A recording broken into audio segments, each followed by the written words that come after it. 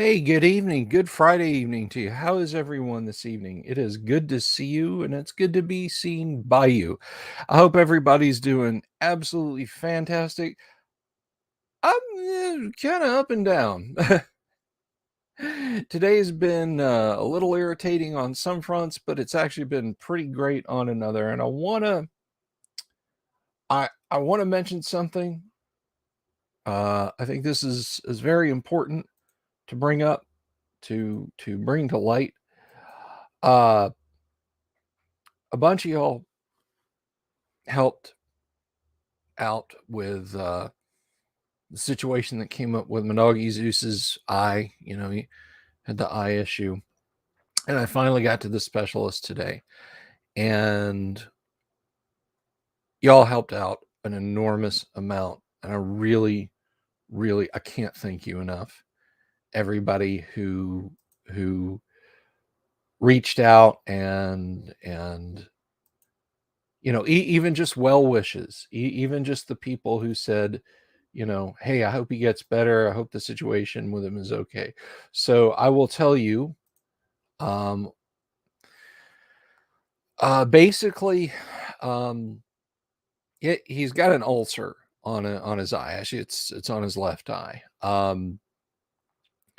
And it's just a sore. It's a scrape. It's an abrasion that, with a little bit of treatment, should heal pretty easily. And 3 times I did the little bit of treatment from my regular vet.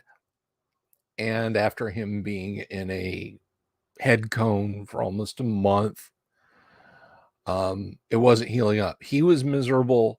We were miserable. I said, look, and part of the reason he was in the cone was to get him to not reach up with his paw and rub furiously at his eye.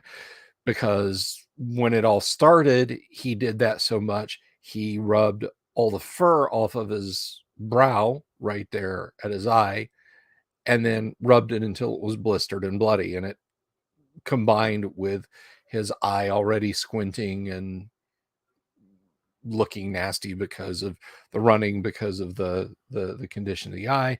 He basically looked like Arnold when he cuts out his own eye in the Terminator. Just this nasty red mess over there. So um after having spent 3 weeks in the cone, he I was just like, it's healed up. That is his eyebrow and his cheek and stuff. They've healed up. I'm gonna let him out of that, at least for a little while. So we did that, and he pretty much left it alone from the time I did that till the time I took him to the specialist. Now, the specialist, they did some mojo on it today that, I talked to the doc and he said, yeah, that can happen. They don't heal up, but the process we're going to do is 95% effective. And in a week, it's going to be over. So back in the cone and back to medicines 3 times a day, et cetera, et cetera. So, that's where we're at. That's where we're at with his eye. But um it was really in no small part uh for those who helped, for those who sent well wishes, and I thank you from the bottom of my heart. I make jokes about, yeah, a big YouTuber could lose 972 subs like that and not even notice it, and that's like my entire subscriber base and so on. But I will be completely honest when I say I have an awesome community. I didn't I didn't like go to you guys and say, "Hey, I really need some money. Can you give me some money?" Now, granted, I've got the Patreon thing down there, but no, this was just some concerned viewers. I mentioned one time, man, I don't know what a specialist is going to cost. I mean, it wasn't cheap, not for me. I mean, for a lot of people, it'd be like, I spend more on lunch, to which I say, good for you. Um, For me, it was really, really expensive, but easing that burden. It's not even D&D really. It's not like one of my players. It's not like me. It's, like, oh, my house was flooded and I lost all my D&D books and all my D&D stuff. So to keep that going, gosh, what will I do? No, that I just mentioned the the shape my pet was in, and before I knew it, you guys all stepped up. And honestly, I mean, if 972 viewers subs on the YouTube channel becomes graven in stone and I never cross that line, you know what? I've got 972 decent damn people who subscribe to my channel, and I can't complain about that. I may never get rich doing this, but honestly, I I sit at y'all's feet, really. Um, that is just so awesome. That is so unbelievably awesome, and I thank each and every one of you who helped out with that. Zeus is on the mend, and in 7 to 10 days, hopefully he'll be all better. If not, well, on to the next. So thank you. Thank you all from the bottom of my heart. Thank you so much. Thank you so, so much for helping out with that. I was in the wrong tab. I wasn't seeing this. So let me go through the greetings. Happy Friday, Vincent. Greetings, Lord Corion, Michael Connor. Unbreaded. You keep those breadcrumbs away. Yes, Mark. Greetings. Dungeon Minister. Hello. Thank you, Vincent. Nota Bartolo.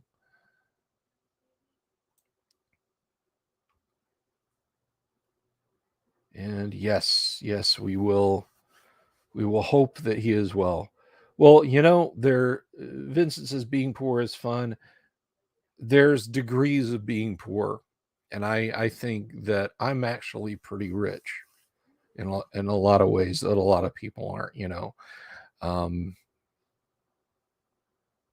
I once met someone who was you guys, like, if I said their name like it was this person, he was about, whoa, you met that? Yeah, I met that guy. And we talked about tabletop gaming. And I said, I talked about meeting Gary and working with Gary and, uh, the Lost Crypt and hanging out with and getting to game with Gary. And it's someone you would be surprised to know that they were into tabletop gaming.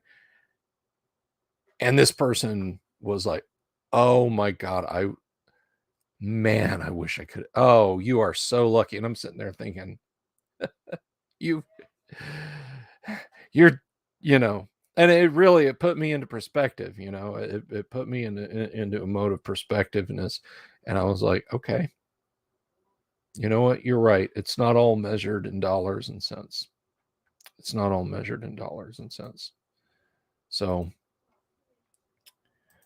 um, so yeah, I thank I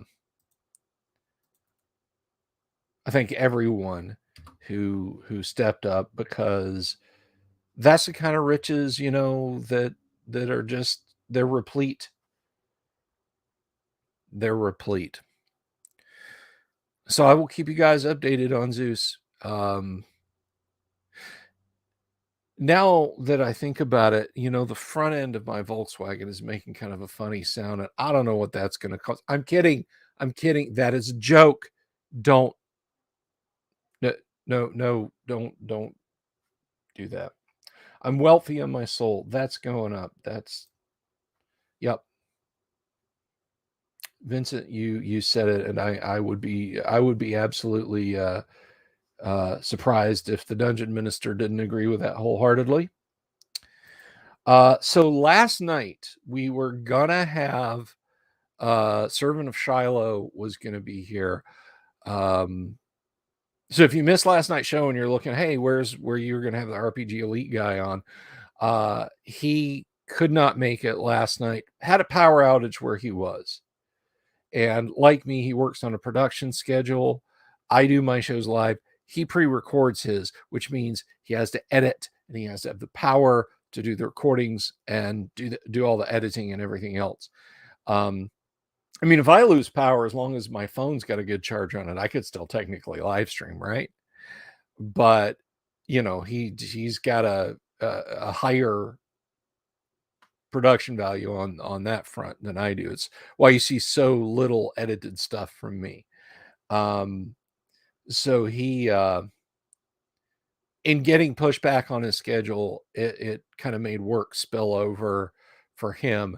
So next Thursday, that is a week from yesterday, 6 days from now, I'll leave you to do the math on how many hours that is. We will have RPG Elite, Servant of Shiloh in the house, and we'll talk to him about a whole bunch of stuff.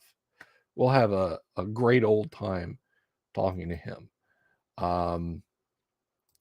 So I'm looking forward to that. That's gonna be good. So what else is going on? Okay, speaking of things next week, not guest related. I've been saying that Saturday was the 18th and I was going to do, or I'd been thinking that Saturday was the 18th and that I was going to do the anniversary show on the 18th, which I thought was a Saturday. Now I don't know. Now I don't know for sure. Whether I will do it on Saturday or on the 18th, because Friday is the 18th. And I could do it on Friday, but then it would run over the time when we do Gamma World. So I'd have to talk to my I'd have to talk to my Gamma World group about what they might or might not want to do as far as that goes. So we'll see, but next week we are going to have the anniversary show. And yes, indeed, we're going to conclude the anniversary show with an interview with Gary Gygax. I'm not being coy. I'm not being glib. I'm not going to get a voice actor in to do some funny shtick. It will be an interview with Gary Gygax. It won't be a live interview with Gary Gygax, and I'm not going to, like I said, this is not a wind up. This is an actual interview that I conducted with Gary Gygax, and I'm going to play the audio of that with some visuals. Basically, I'm going to put together a video with some stuff for you guys to look at if you want to, if you're not listening to it, just like, because I have a surprising number of people that come to me and say, I listen to your show all the time. And I'm like, great. You mean you watch the show? No, I listen to the show. I don't watch it. I put your show on when I'm driving, or I put your show on when I'm cleaning up around the house, or when I'm painting miniatures, or when I'm playing a video game or whatever. And that's very cool. But a lot of times I'm doing visual stuff. So it's kind of like, you might be missing some stuff. But in the case of the Gary interview, uh, yeah, I mean, it was originally audio only, and I did that interview in 2002. It is September of 2002. It was September 30th, I believe, of 2002. And so I sorry, I got a message. So my website at the time, s cfl.rr.com/Sylvie tilde the dungeon delver.htm. Um, I had 3 megabytes, 3 megabytes, not gigabytes, not megabytes per second, 3 total megabytes. That's not even a good sized photo these days. Did you know that? Like sometimes I try and drag and drop photos into Discord. They're very large, like landscape photos and that sort of thing. It's like, oh, your files are too powerful. You can only upload. And I'm like, it's not that big. It only takes up like 3/4 of one 27-inch monitor. Um, but yeah, so hosting the audio, which I recorded into MP3, or was it Wave? No, it was Wave originally. I recorded into Wave. It's like 325 megabytes. I burned it to an audio CD and I burned it to, I have many archives of it. I've got it on a couple of thumb drives. I've got a couple of optical discs. I've got it on my current machine's hard drive over yonder. Um, I have plenty of backups of it. But yeah, there was no way I could host that. So the initial format it was available in was text only. So I will be playing that audio at the end of the broadcast, and I think it may become a tradition. I think it may become a tradition on anniversary live streams, and you'll just be able to tune in and listen. Um, who is constantly, somebody is ping is like rapid fire pinging me message wise. Who is this?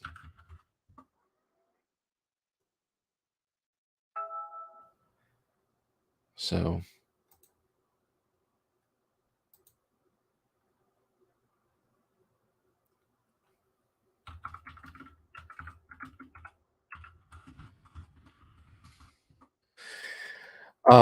but anyway,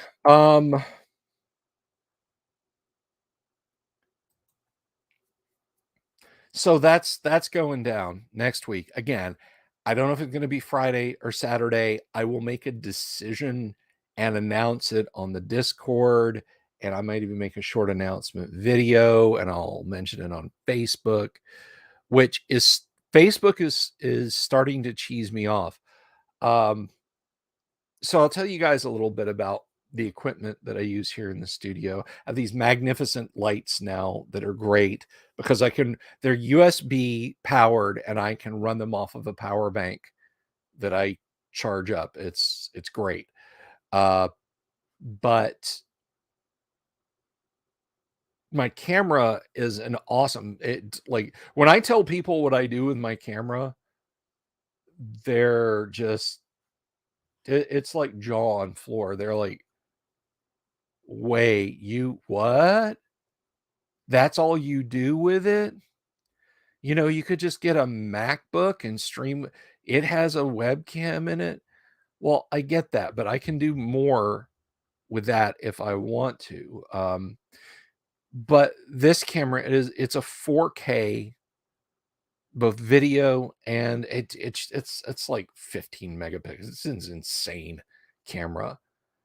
It's a prosumer level camera. Like, this is something you could slap a nice telephoto lens on and shoot pro digital photography with. It's a DSLR and all that jazz. Now, I know that I can't stream 4K out. I don't have the bandwidth up. It requires like 8 megabits up minimum, I think, for 4K. And that's everything going up. That like nobody else in the house could touch it if I had 8 megabits up and was trying to stream 4K out. And I would have to have the latest and greatest PC just handling the audio and video. It would be a mess. It would be a mess. But I thought, okay, well, I can at least do 1080p and then shoot video with that camera when I want to. Yeah, I need a fiber optic. I mean, yeah, it's just the days of me streaming 4K are just not going to happen. I mean, I have a 4K capture device that the camera's plugged into. But 1080p, I can at least do 1080p, right? You're currently watching me in 720, which means my camera, it's like buying a $3,000 rig to play solitaire with. Like, so you want to, you want a RTX 3090? Oh yeah, the 24 gig model, you know it. You want an i9 10900? Water cooled? It better be. How much RAM? What does this board support? Well, 128 gigs. 128 gigs then. The board has 4 NVMe slots on it. Well, let's go with 4 terabyte NVMe drives and put them in a RAID 5 array. Wow, okay. So what game are you going to play? Solitaire. That's how I'm utilizing that camera right now. Because I am bandwidth restricted on Facebook. I really don't like how Facebook does video streaming. I hate it, in fact. Facebook friends, you may miss out on the first 4 hours of the show. Facebook only lets you stream 8 hours max. And I'm not going to cut you guys off on the end and say, oh, well, you can't watch. So I'll set the Facebook stream to start afterwards. So the first 4 hours you may miss. And I hate that. But Facebook also has me locked in for some damn reason at 720p. Boy, that was a boomer way to say it. 720p.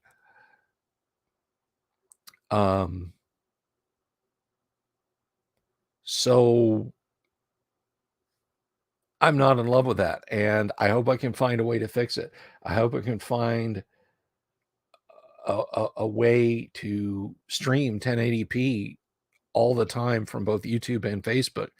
And if they're never going to allow me to do that without doing Facebook Pro and paying them for it. I mean, I'm already paying for StreamYard. And one of the reasons I pay for StreamYard and don't use it for free is so I can stream in 1080p. But because Facebook chokes it off, StreamYard says, oh, okay, well, if you're not streaming to this other place at 1080p, we're not going to stream it to either place at 1080p. We'll go with the minimum of 720. It's very frustrating. And, I know a lot of you people, or a lot of people, I shouldn't say, a lot of you people, a lot of people stream on mobile. You're just watching it on your phone. This is where a phone would be if I remember to have my phone.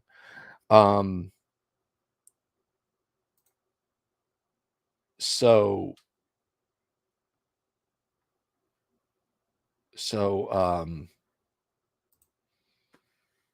you might be missing stuff, just or not noticing the you're missing anything as far as resolution by watching me on a mobile device or on a tablet. I've had some viewers say, yeah, I put you up on, I've got a 65-inch television with P&P off of off of a Roku device, so you're on my TV. Well, I'd kind of like this to not look like I'm using a Connectix Quick Cam from 1994 that's plugged into the parallel port on a next gen 586 with 24 megs of RAM. So I'm starting to get a little fed up, is what I'm saying, with Facebook and their shenanigans. So if anyone knows how to turn on 1080p without having to pay for it from Facebook, because screw those people, leave it down in the comments or comment over on Discord.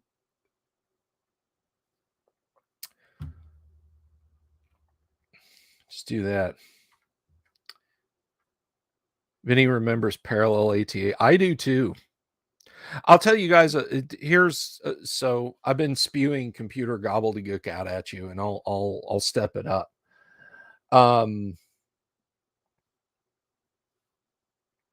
Jack Photon says hobbled system, 12 core unclocked, 3.5, 96 gigs RAM, stuck with 10-year-old graphics card. Oh man, do you have my condolences?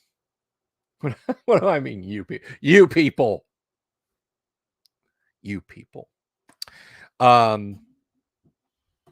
So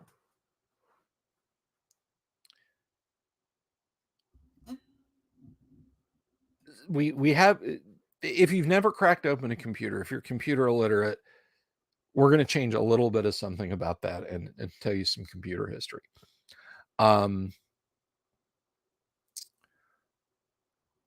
The interface between a computer and its hard drive until about 2004 or so, primarily for consumer level computer components.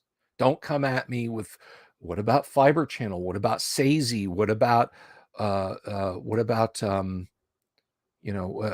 what about HD SCSI? Just I'm talking about stuff that you would go into CompUSA and buy back in the day, right?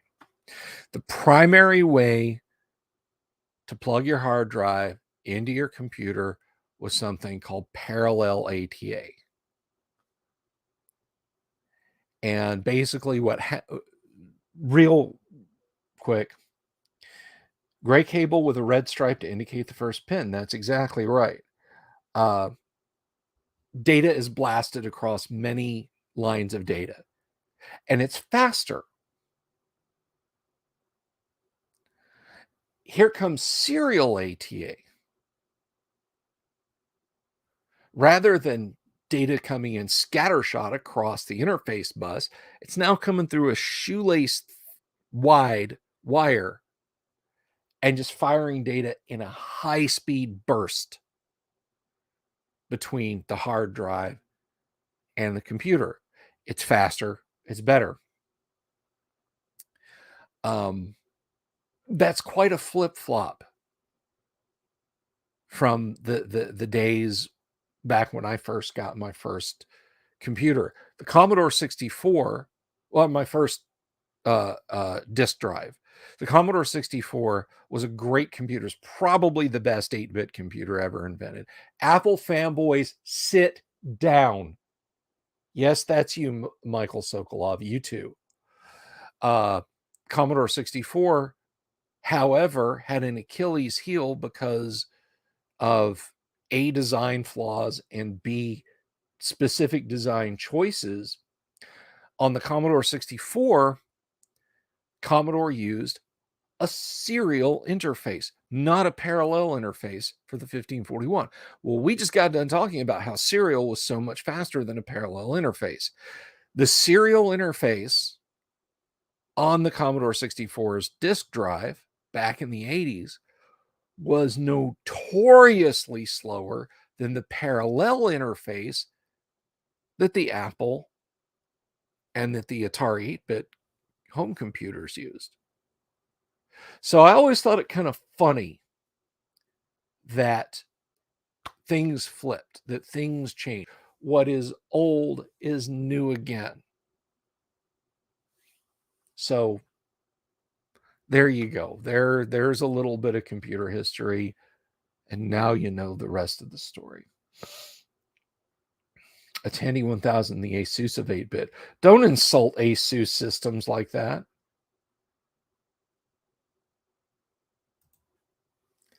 No, I'm just kidding. The Tandy 1000 is a weird history, and I bet you guys didn't think we were going to end up talking about this, but I'm gonna because it's my show. We'll talk Gamma World, which has other ancient computer technology in it. Ha! There is your link to tonight's game. So hands up if you remember Radio Shack. If you're if you're old enough to remember Radio Shack and Tandy computers, then you should probably have 2 physicals a year. That's how old you are. But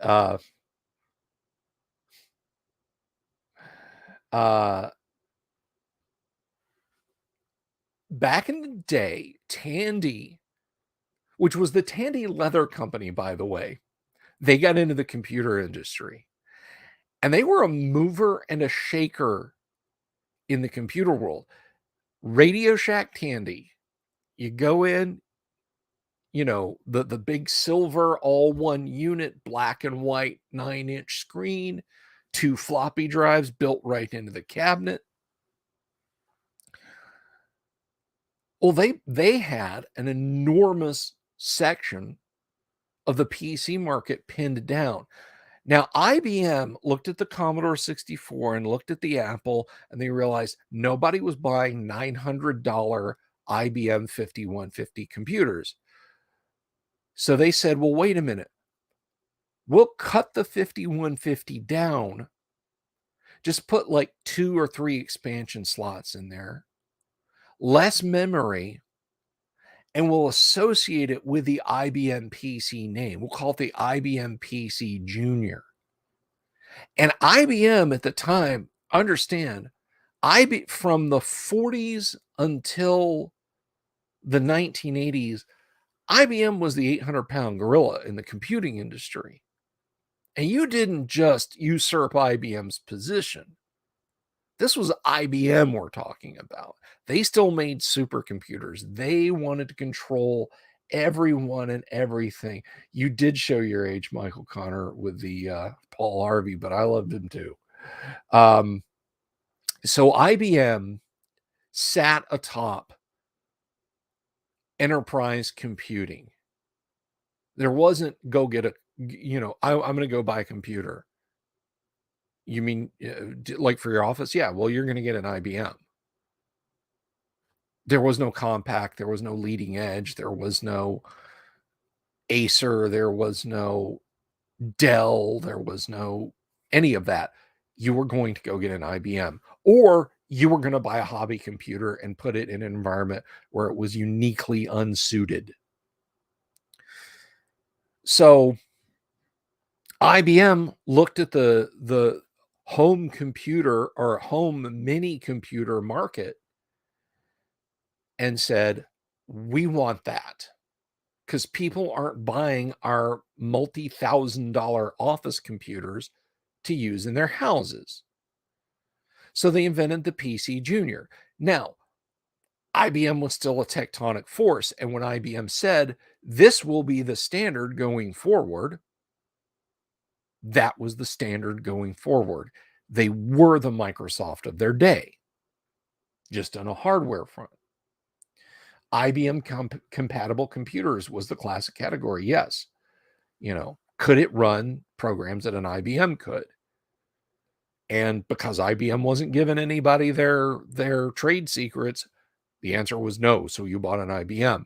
So here comes IBM with the PC Junior, which was an 8-bit version, and I use the word version very loosely, of the IBM 5150. It had less memory. It looked, if you kind of squinted your eyes and put it on the far side of like a banquet hall, sort of facing away from you at an angle, it kind of looked like a 5150.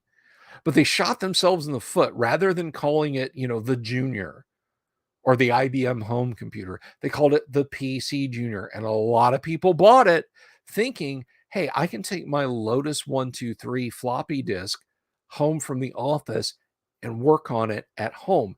It didn't have enough memory. The processor was just incompatible enough, and the version of MS-DOS it ran, which I think was 2.1, was just incompatible enough that nothing from the 5150 line really worked.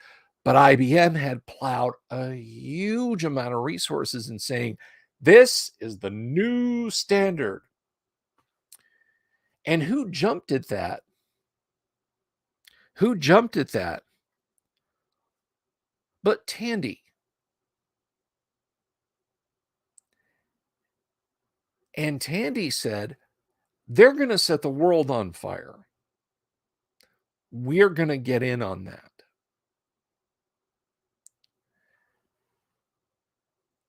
And so Tandy produced a clean room implementation of the PC Junior, the Tandy 1000, which was a break from all their previous 8-bit lines. The TRS-80 models 1 through 4 and the parallel development of the Tandy color computer. So here's Tandy stepping forward. Well, literally as Tandy is getting this ready to go, IBM realizes that the PC Junior is a flop. Nobody wants a computer that can't do what the Commodore 64 and the Apple and the Atari 8-bits were doing.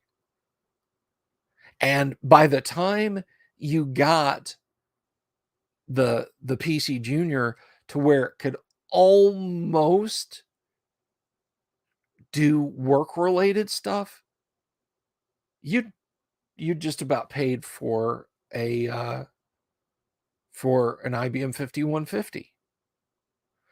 So IBM, after a very short period of time, put a bullet in the PC Junior. Now, you'd think that this would scupper Tandy, but it didn't. Tandy followed the old Winston Churchill saw of, if you find yourself going through hell, keep driving. Now, Tandy was the only company that jumped in this game of Red Rover that IBM was playing.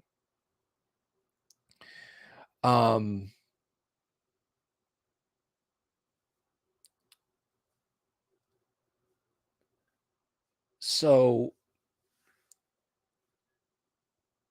IBM is gone. Tandy says, you know, screw it. We're pushing ahead. We're selling these. They're the Tandy 1000. They'll run any PC Junior software that you bought. And we're going to send out dev kits. We're going to keep promoting this thing. And it ran DOS. It ran, I think, up to DOS 3.3 in its initial form. It was a little bit more expandable. It was a little less expensive. And for a period in the mid-late 1980s, Tandy pinned down a corner of the computing market. If you ever went to a computer store and you were a kid and you saw a game for PCs, for IBM PCs, you might see the specs listing on it, and it would say, you know, EGA, CGA, Hercules, or Tandy 1000, AdLib, Disney Sound, or Tandy sound compatible. And developers targeted that platform. And it wasn't a little thing. It wasn't like one or two companies would say, yeah, whatever, you know, we'll spend a few hours. It was a motivating force. I mean, it's like, to keep it D&D related, imagine you go to a hobby store at the same time And yes, there's AD&D modules, and yes, there's some basic, like for Holmes or for Moldvay basic and Menser basic modules. But there's a whole rack that aren't compatible with either, but are compatible with Holmes basic D&D. So tiny little, comparatively speaking, Tandy, they I mean, as sales goes, they did real well. For a little while, they had the world's attention. Now, when people started getting more and more interested in PCs, they had the Tandy 1000, the Tandy 2000. But the thing about it is they were building on the technology that they had leveraged from IBM to create the Tandy 1000, not PC compatible. So an expanded Tandy 1000 or a Tandy 2000 or a Tandy 3000 were not necessarily PC compatibles. They were Tandy compatibles in that the 2000 and so on, the 1000 EX and etc. could run Tandy 1000 stuff, but that didn't mean that just because they have more memory and better graphics that they could run PC compatible stuff. So there's your computer history lesson for tonight. And Vinny says, if I'm not mistaken, correct me if I'm wrong, IBM was one of the first companies that integrated GUI. That is not correct. Lots of companies. So here's a common myth, and it's a myth within a myth. There are many myths of the time. IBM compatibles got windowed operating systems right around the time the first Macintosh was released. Apple's first GUI machine, the Lisa, was largely regarded as an abject failure. It cost $10,000 when it was released in 1980, late 1982, early 1983. You can go look up on YouTube. They actually had hired Kevin Costner starred in the Apple Lisa commercial. And I tell you something, even to this day, it is the most Apple commercial ever. You think of iconic Apple commercials like Teach Your Children Well and, Jeff Goldblum doing a little soft soap, or of course, 1984 Macintosh. Or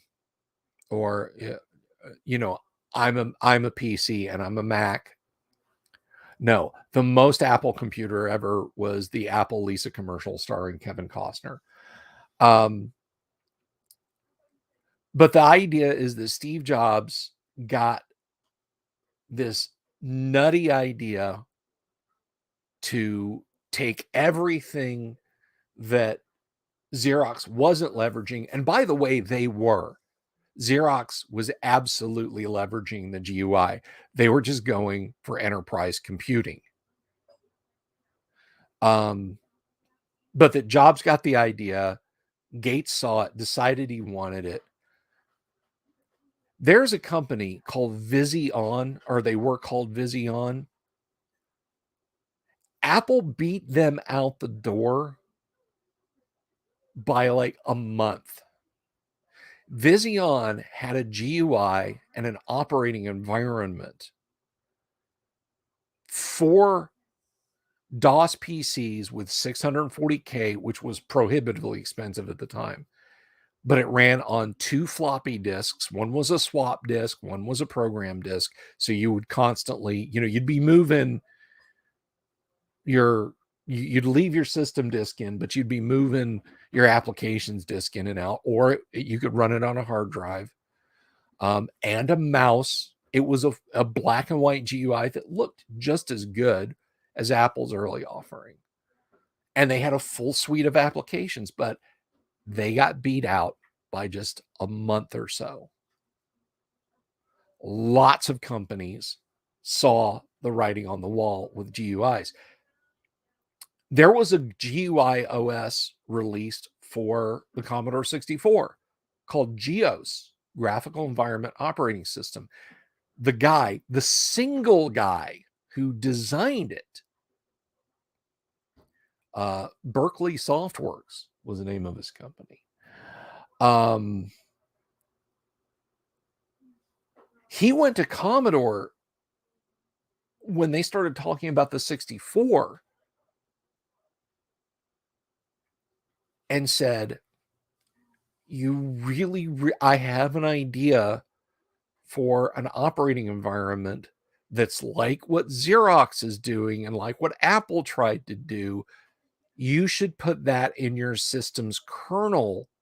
That is, a kernel ROM is kind of like the BIOS was, but like you'd turn on your Commodore 64, there'd be a pause, and then you'd be in a Windows-like environment. And Commodore passed on it. They just didn't think it was a good idea. That people were used to ready and the flashing cursor and typing in 10 print hello world, enter 20, go to 10, enter run. You know, that clicking on pictures and using a mouse was too alien. Well, the joke was on them because later, like 85, 86, they were selling Commodore 64 bundles with GEOS on floppy disks included. So the writing was on the wall as far back, I mean, for consumers, as far back as 1983. But IBM themselves did not embrace the GUI. Now, I was talking about the Tandy 1000, and then the 2000 and the Tandy EX and so on and etc.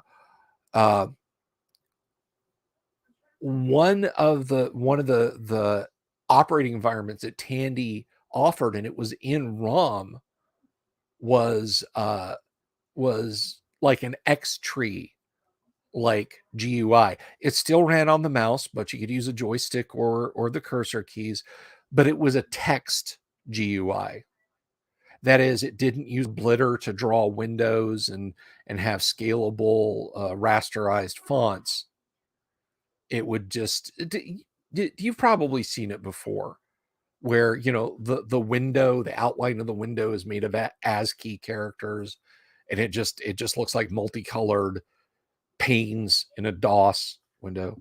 So Tandy was and a lot of other companies were saying, well, while we're waiting on Windows 1.0 for PC, for people who don't want to spend $499 on Vision, which is only for business applications. That was another one of Vision's screw ups, was not pitching it broadly for more than just the average computer user.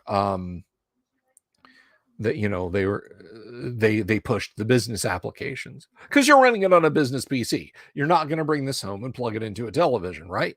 You're not going to take a $2,995.99 computer to your house and plug it in for the whole family to use. That's just ridiculous, until it wasn't.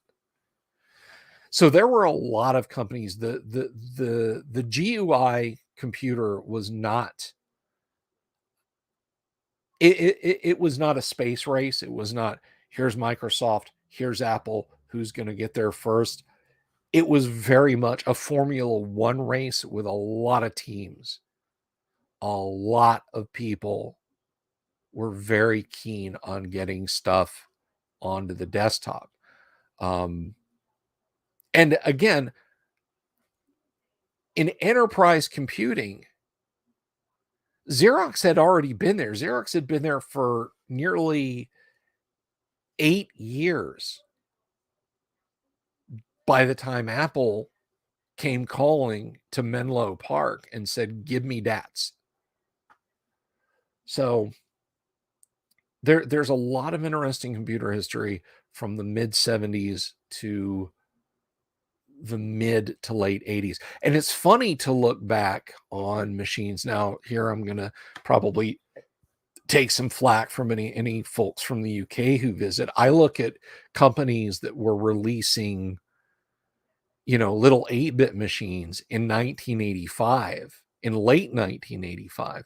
The Amiga, the Atari ST, the Apple Macintosh, Windows 1.0, the aforementioned, lesser systems like Vision and Xerox Star up on the Star OS, way on the high end. Um, you know,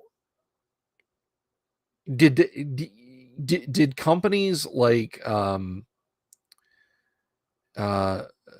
who did the Spectrum, and the BBC Micro, they were cranking out machines that powered on and still just started with a basic prompt.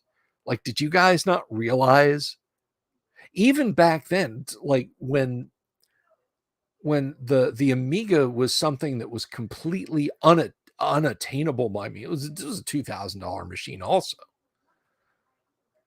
But I asked the folks one year, when they were like, "Oh, what do you want for Christmas?" Well, I want a thing called a computer mouse for my Commodore and a program called GEOS for my Commodore. So starting in 1985, 3 years after I started using a computer, I was living the graphic environment life. And it's just funny to look at Sinclair. That was it, Sinclair, the Sinclair Spectrum.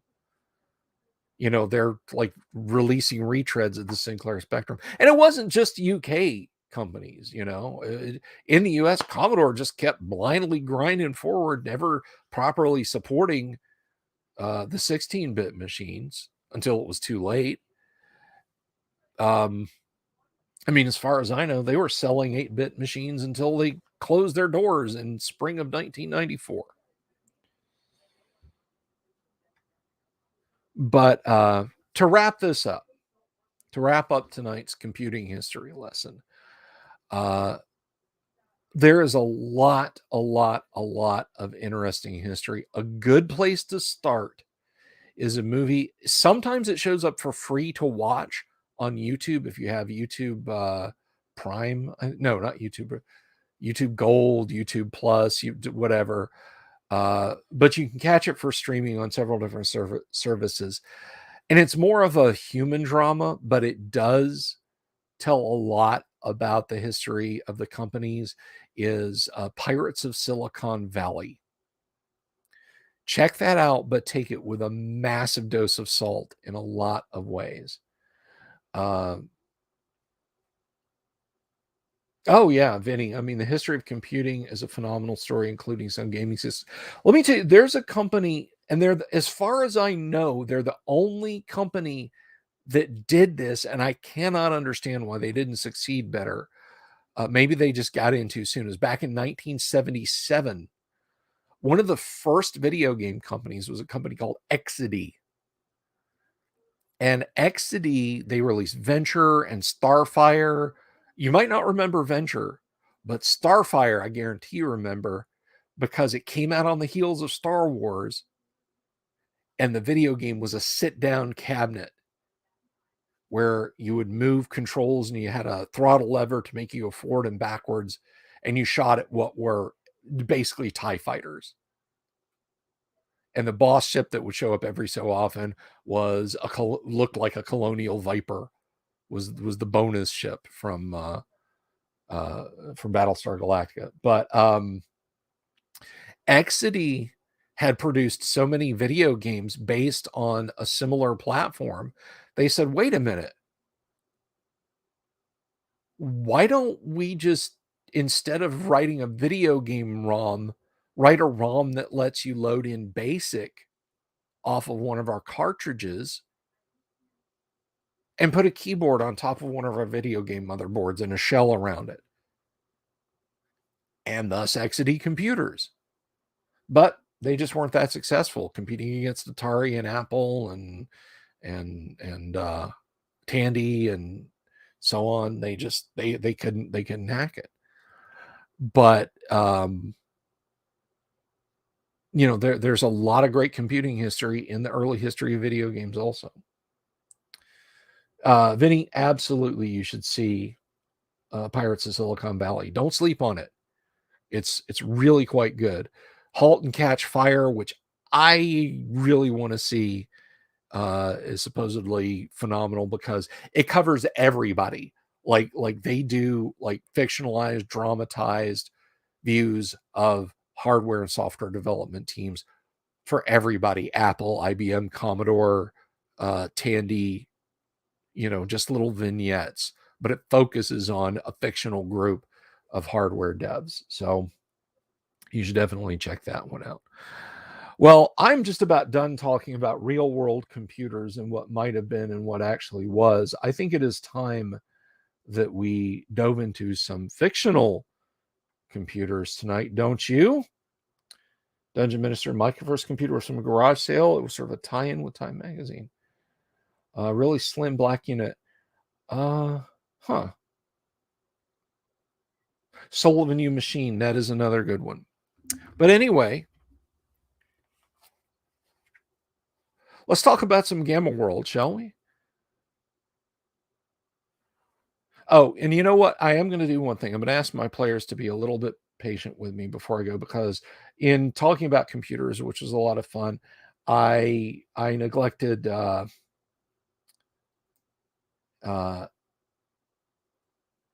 to mention a couple things. One, somebody mentioned that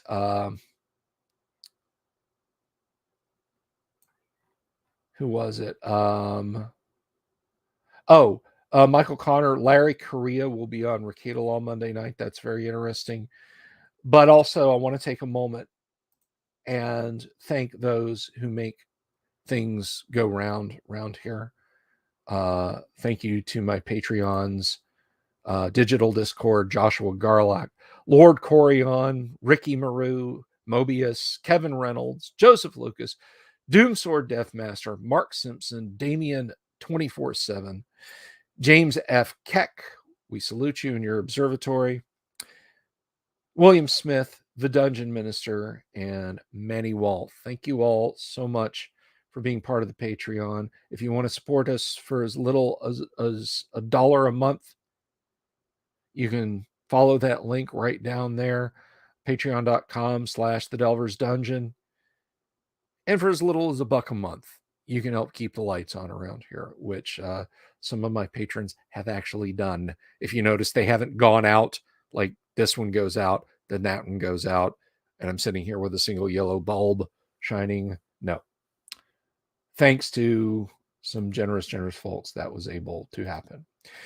So now that I've said that, now that I've thanked the folks I need to thank, let us bring some other folks on and welcome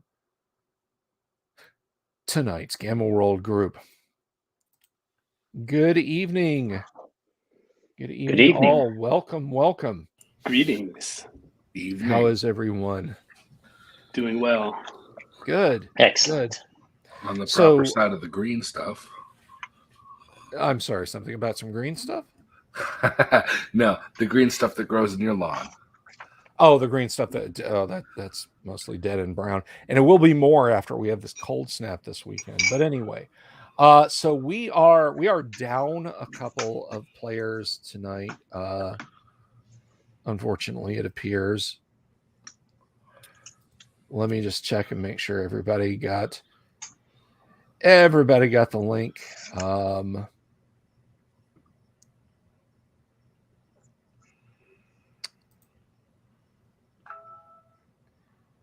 Half a tick.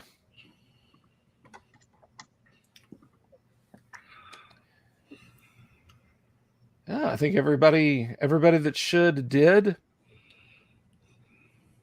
And if you're out there and you're wondering, hey, are we playing Gamma World tonight? Yes, we are. So let's get going. Last week, when we left the adventurers, you had all found what you thought were the outskirts. Well, you didn't have to think. You did know that they were the outskirts of the fields that likely surrounded Goodwater. You spent a while in your chariot of the ancients, driving across those dusty fields until you found a body. Appears to be a woman. She is, as I said, it's a body. She's dead. She has wings. And despite the fact that she has been obviously shot right through her heart and slain, she has an almost serene expression on her face. And what's even more notable is the blood is long dried, but her body doesn't seem to have started to putrefy or anything like that. And that was where we left. You had just discovered that interesting tableau. What do you wish to do now, adventurers? Oh, mutants of the wastes. Well, I know it's a bit macabre, but there's this dead person, seeing as they can't use anything on their person anymore. Do they have anything of use? I present them with a mystery, and their answer is loot the body. You expected anything different?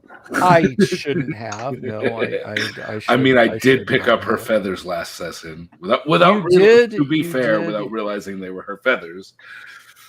You do have some of her feathers. Did they determine how long she's been dead? Ooh.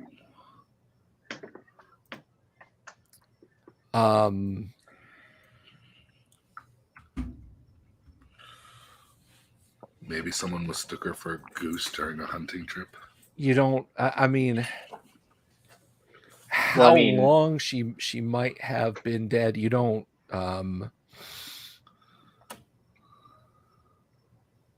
You're not. You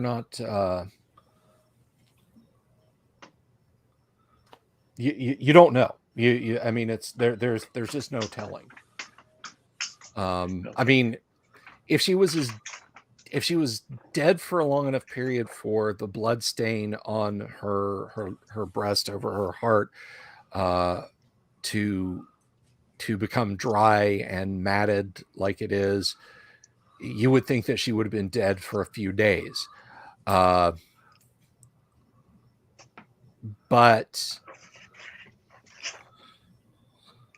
again, by all outwards appearance, she doesn't show any sign of decay, and she's not buzzing with flies or any other kind of parasites, and her skin isn't livid and her joints, so her joints aren't stiff, so you have no idea. Is there any like Geiger counter on my suit, on my power scout suit? That's a fine question, and I think it would probably behoove us all.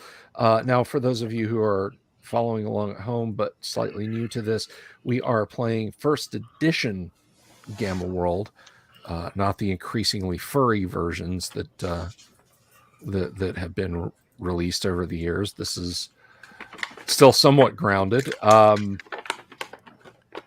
So let us take a look and see what exactly all you have in that powered armor.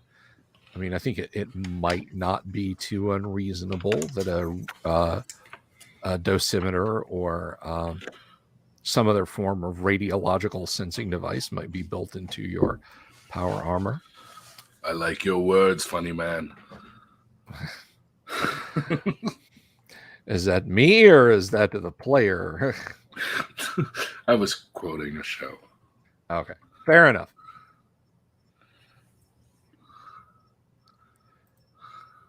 I love it when you type really common words into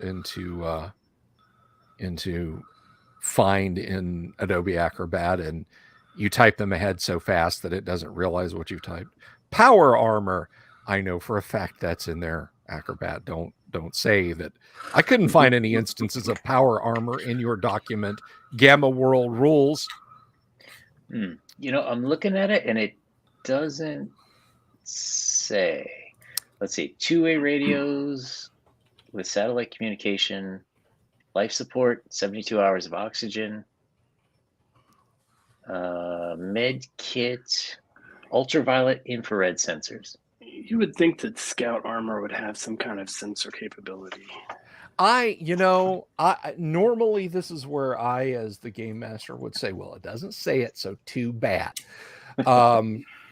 But I would think that under life support, Exactly. not walking into that blue haze that's in that depression in the ground, or playing with that funny glowing green snot like stuff oozing out of that pipe, are probably pretty important things that you would want to clue them in. So I'm going to say yes, you have a Geiger counter built into the power armor.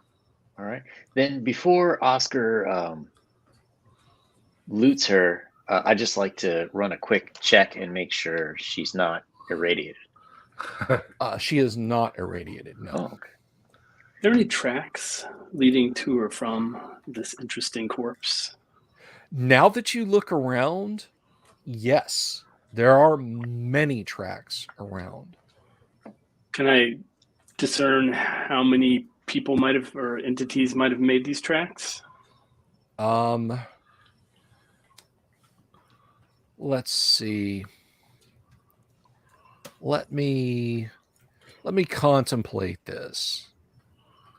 Roll against your I want to do this based on your mental abilities. Let me just see which one might be apropos.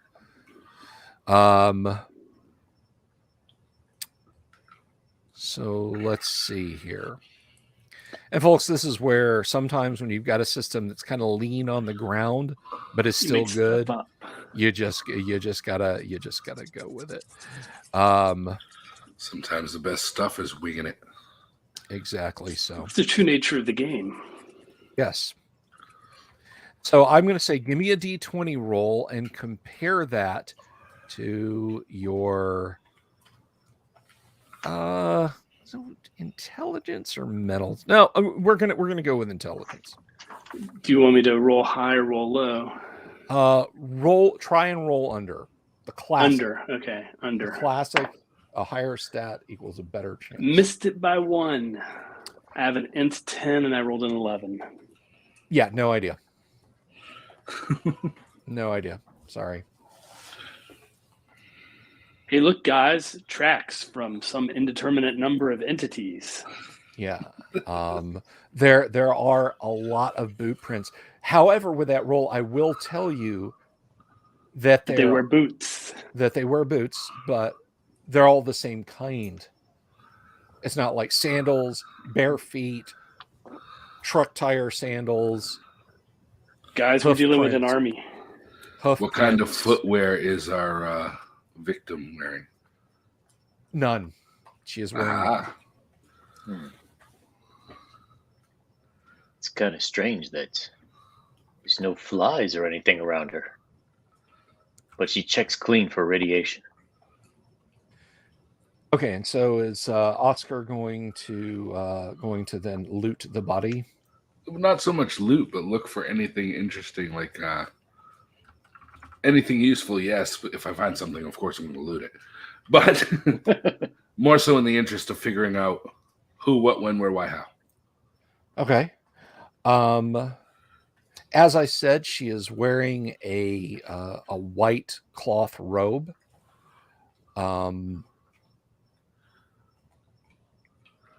She has a leather thong around her neck,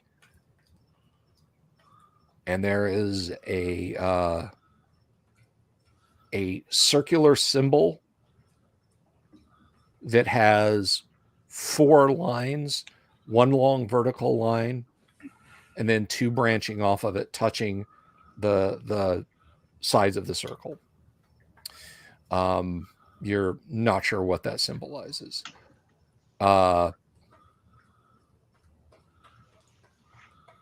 But other than that, she has nothing of interest on her. Well, nothing you can take. I mean, if you want to pluck some feathers off of her wings or... No, I've already got some feathers. Okay. Take her robe with you. You don't leave her lying there in the altogether. It's entirely up to you. She must have been an angel. Looks like it. I suppose we should bury her. I agree. But Yeah. maybe we should take this trinket in case we find any family. It's very kind of you, Oscar.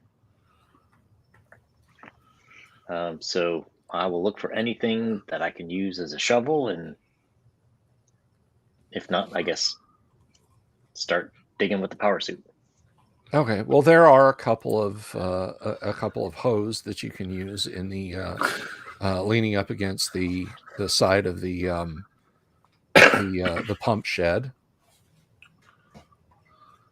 All right. So he'll Rex will get one of the hose and just start digging and scooping out the dirt with his hands as necessary.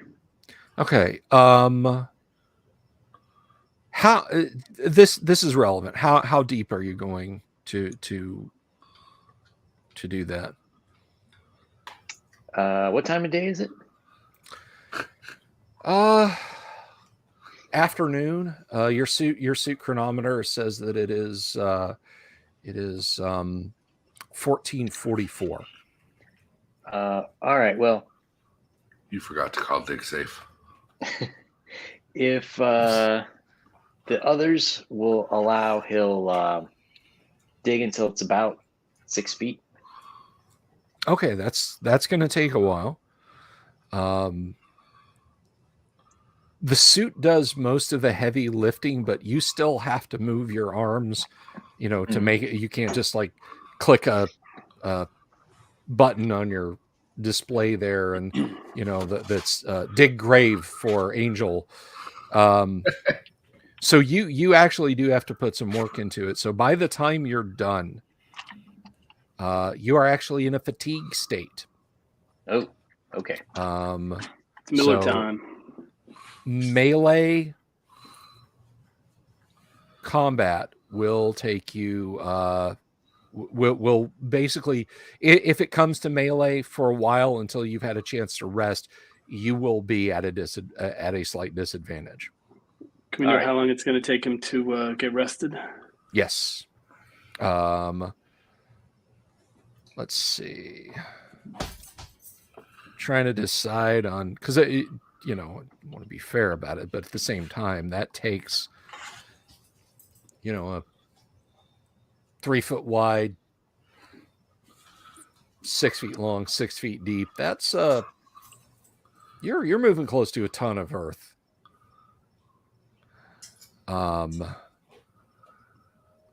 And as far as rest goes, let's see. Let's see here. I mean, I'm sure it would go faster with more hose. Is there more than one hoe? Yes, there's a couple. I shall assist. All right. I'll pull out Smith and Wesson and cover. Okay.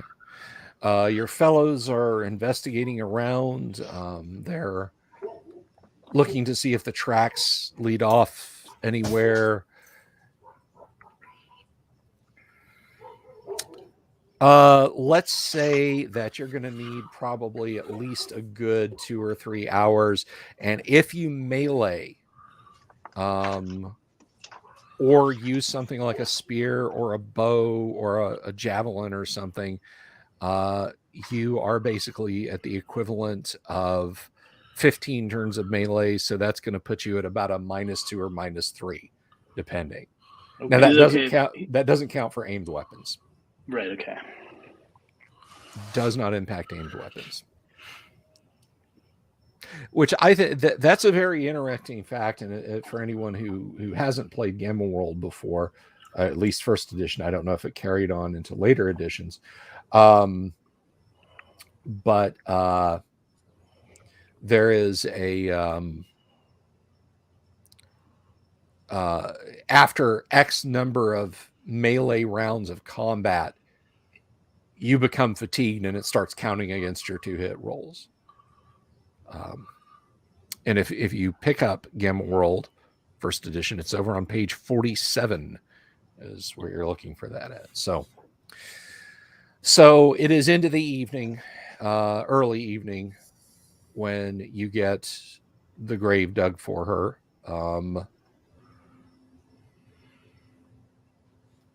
I'm presuming you place her in it and then cover her back up. Cover back up and Yes. Yeah. Filling it in is easier. It doesn't really incur more fatigue. I'm assuming you pause to contemplate this somewhat sad tableau before, all right, let's cover her up and get going. I don't know about the rest of you guys. I'm low on hit points. Maybe we should camp here or find somewhere close by to camp and maybe get some hit points back. What's a hit point? You know what I'm talking about. I'm feeling fatigued myself. How about you? Yes. hit point was always slang for feeling tired. My point's been hit. Chris Kirby says the weight of dirt for a 3x6x6 grave would be 4 to 6 tons. So yeah, you guys are feeling it. Even in power armor, you're feeling it. I'm not feeling it because I didn't touch any of that dirt. No. Fair enough. But I am covering in case I detect any strange movement. All right.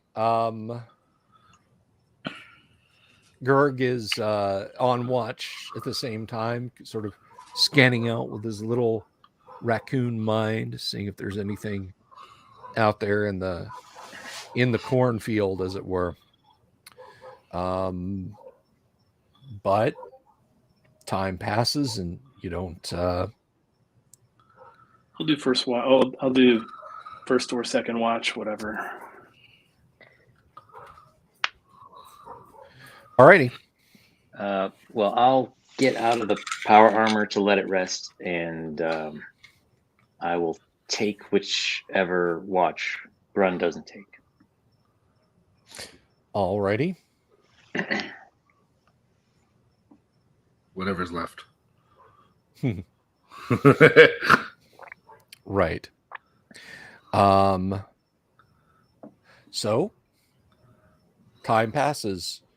You rest, and the DM reaches for his. The DM, rather, the referee, reaches for his dice tray, which is not here, but that's okay. We have other ways we can roll dice. Uh-oh. No, that's okay. I've got it. Don't panic.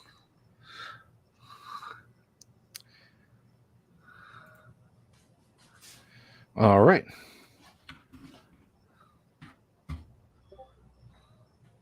Okay, the evening goes by, and you don't. Nothing comes looking for you. Neat. Those of you who rested in the car will all regain, of course, a hit point. When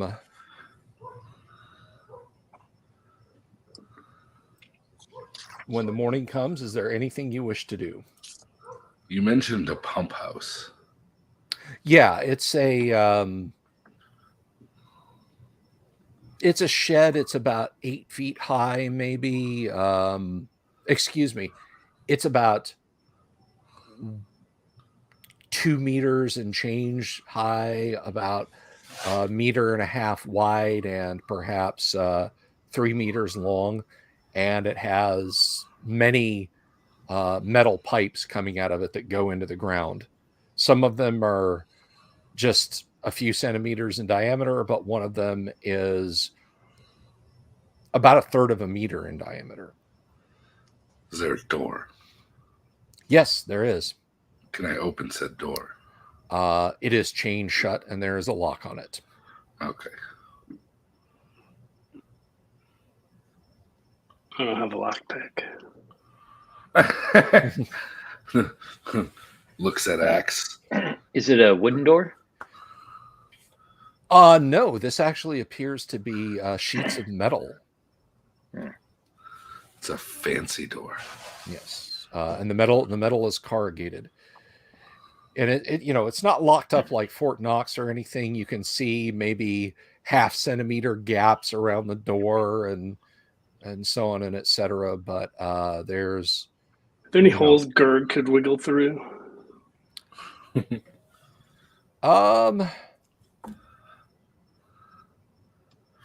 Let's see.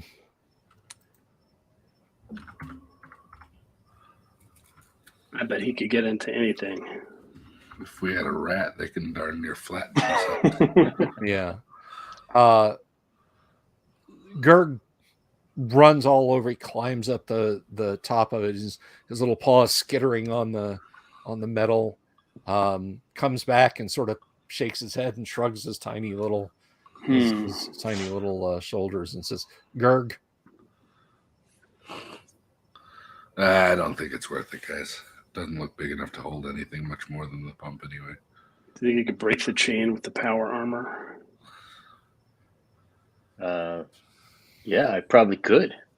So he'll hop back into the power armor and give it a go. Okay. Roll D100 and tell me what you get. Oh, okay. Go to an old Ben Bar's lift gates check with your strength appropriately amplified. Okay. 94. No. Wow. So he's just there. Yeah. Guys, I think it's a master lock. Yeah. I'm not going to get past this. It's an ABUS property lock from the UK. Fans of Lockpicking Lawyer will have gotten that one. But it's well, we're thwarted by the pump house. Yeah. I mean, that's not to say that you couldn't keep working at it or try another method of entry, and just the chain and the lock are not breaking.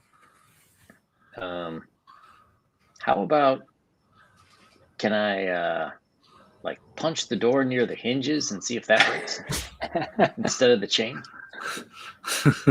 Sure. Roll a d6. 5. You bend the hell out of the hinges.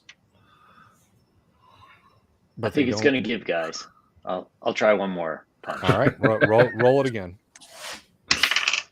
6.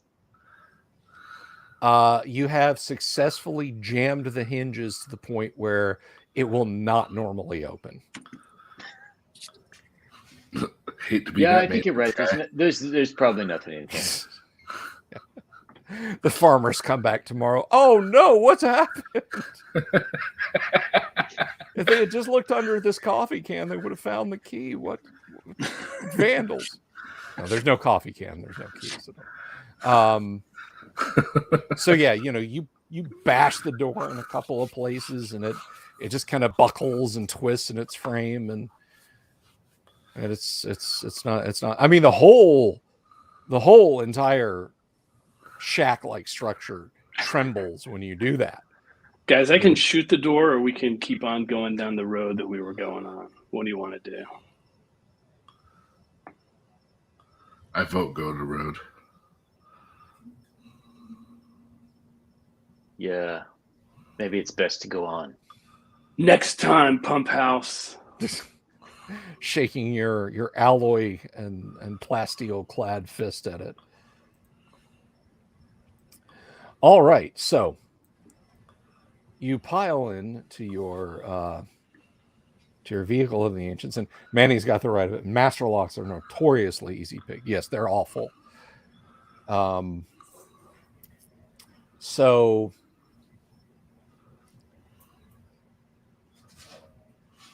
you drive off down the road, and you go not too much further, maybe another 3 kilometers or so along.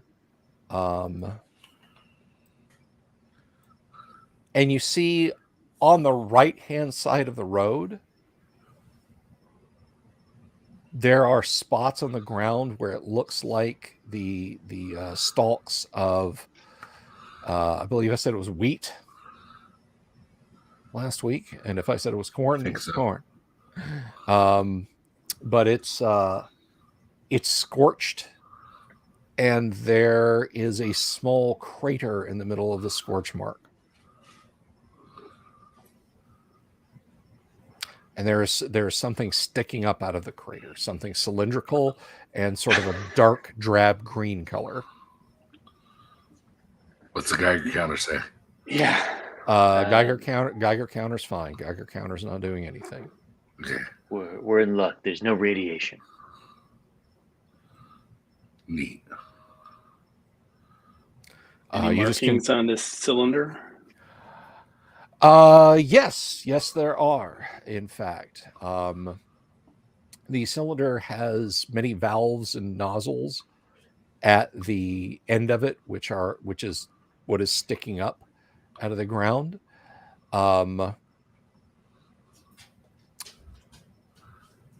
You're not sure, but going by the numbers rather than the letters, because the letters don't make any sense. But going by the numbers, there is the words or the letters BIO, or maybe it's B10, you're not sure. Then agent, then X70, and underneath that 270, letter M, the word, a long word that starts with a D. You can kind of sound it out. It's Dispersion or something like that. Unit. I knew it was going to say that. I had to ask. That's okay. And it looks exactly like one of the objects you saw back in the building of the ancients. Right. The seams down its side are somewhat buckled and popped open, but otherwise it appears to be more or less intact. There's only one of these, or there's multiple ones of these? There's only one of these right only there. One, okay. Mm-hmm. Well, obviously somebody, this was like something that was launched because it's embedded in the ground. Not an unreasonable assumption, you think? Okay. All right. Well, I guess maybe we'll see more. We'll keep our eyes peeled for more of these. I don't know if we should mess with this. I think it's better to leave it alone. Come on, guys. Although it mess might be with it. empty at this point. Yeah, I mean, it might be useful metal. Oh, I don't think so. I'm looking for food. I'm not looking for metal. Hey, you encountered a nice, friendly, a rainbow-colored dragon who talked like Truman Capote and loved cloth. So this might be food for something. You never know. You never know. But I shan't try and influence the party too much in what they do. You continue on. And you go for another couple of kilometers through more fields.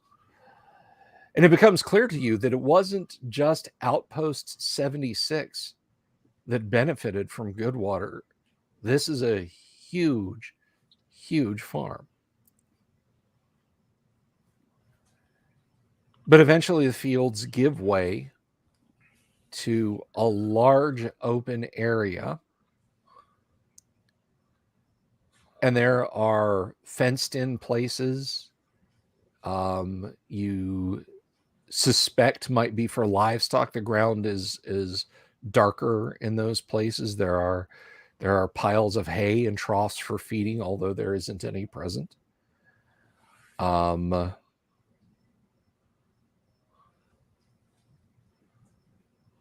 There, and you can see clearly on the ground, there are a lot of the large feathers, like were on the mutant's wings that you passed, and that Oscar is holding some of.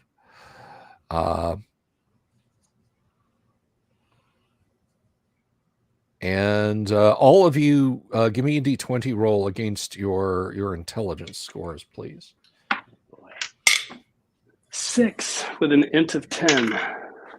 Ooh. 2 with an int of 13. Okay. 16 with an int of 17.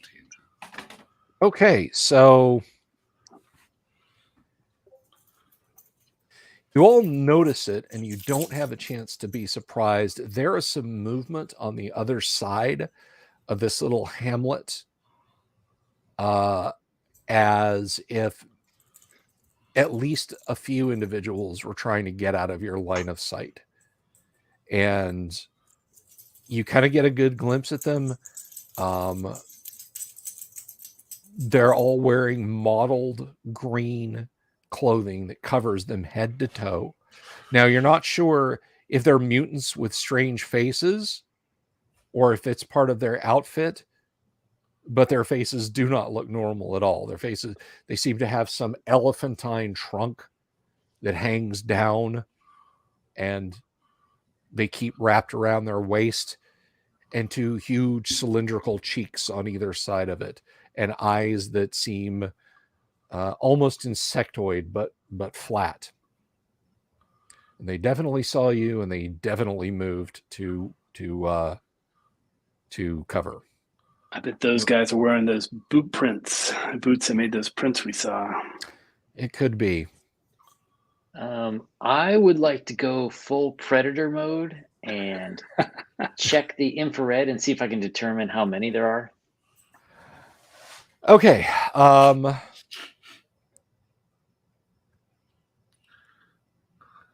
So let's see.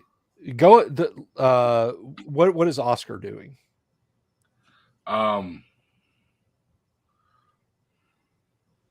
I'm gonna look.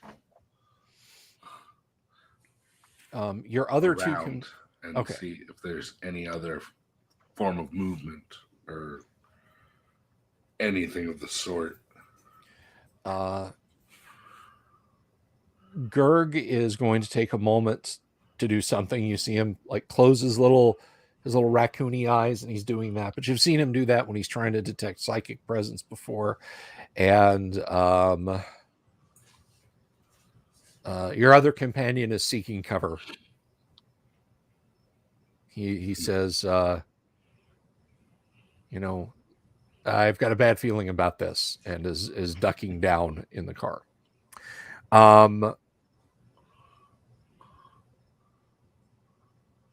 right. So how about so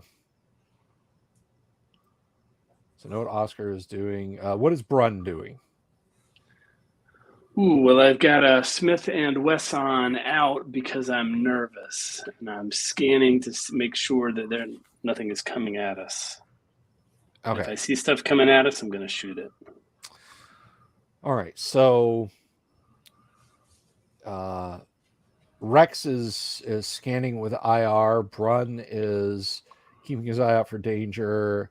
Oscar is doing what again? Manny, I apologize. I was also keeping an eye out for danger. You're keeping an eye out. Okay, around. So why don't you go ahead and roll initiative then? 4. Okay. Yang Rex scans, and you see a trio of them behind a fence. You know they stand out. I don't know if you've got if you're going with green is hot or black is hot, but whichever variation on infrared vision you choose to use, they are clearly raising what you know are weapons to point in the party's direction. Brun, Oscar, you guys are looking around. You don't see anyone coming from other directions. Is there any cover we can take? How many do we see again? You saw 3 that ducked for cover. You don't currently see any because, well, Only Rex has infravision. Right. So Rex is gonna yell out, "Everyone, take cover!" Taking cover. Easy for you to say, small one. I'm gonna jump behind the car.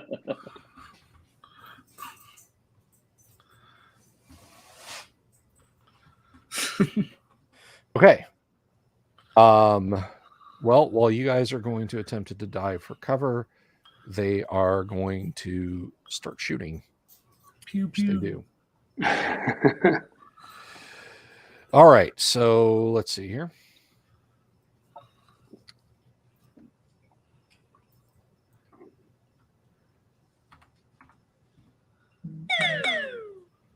Yes, something exactly like that. All right. So they are blasting away, and whatever it is that they're shooting, it's not a slug thrower. They're not they're not blasting away at you with slug throwers. These appear to be something a bit more potent. Let's see, where is that? Are they laser beams? You're lucky if they're laser beams. Are they Mark V blasters? No, they're torque grenade launchers. Ooh. Oh, thanks for reminding me. I have things that I need to experiment with. Oh, This damn is it. the Why did great I moment. give you? Okay. Ooh. An Everybody, apple a day keeps the doctor away. I have 6 of them. Everybody can have 2. All right, Manny, what is your armor class?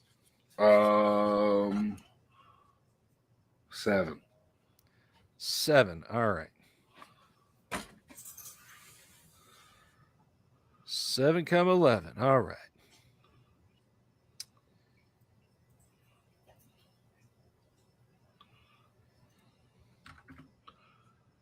Ruh-roh. Uh-oh. We just lost one. I shot him and he died. Right? All right. There's right past Oscar's head. I don't know how it missed. Oh, there he is. And Brun is back. But I don't know how it missed, but you hear like there's this like whining sound and a high-pitched whining sound that is preceded by a click, and you feel something just slightly muss your hair as it flies past you. It sounds like very angry insects. Well, you know what I mean. Very angry insects go buzzing past, and you hear an impact on a wooden fence behind you. Just this thud, thud, thud, thud, thud, thud. Nano flechettes. All right. Next is going to be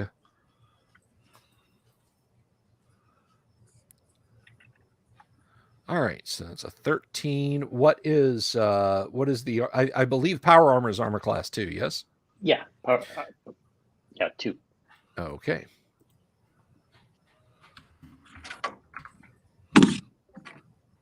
Ooh, that's a solid hit. Ooh. A crimson beam plays across your suit of armor, and you cry out in pain as you take some damage. All right. Let's see. The laser.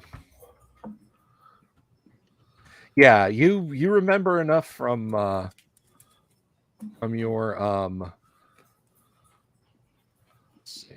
You remember enough from your muddled memories to know how badly that feels. All right. How many hit points have you got? I have 56, but the power armor gets 20. Well, I'm not entirely sure. What it says is force field absorbs the up to 20 hit points each melee turn. So I'm not quite sure if that means if it's melee damage or just damage per turn. It's just damage per turn. Okay. So yeah, the force field flashes a brilliant blue and then dies, and then you take 8 points of damage. Okay. Like the right around the joint heats up and you can feel your skin sear and it hurts. It causes you pain. Now, how far away are these people from us? They're really not far. They're like maybe 75 meters away. Okay. And the last guy is rearing back and he is hurling something in y'all's general direction.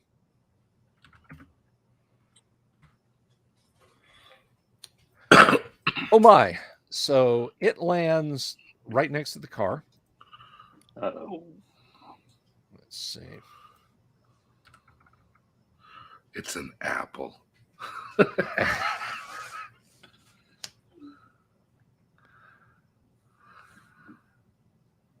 Okay, so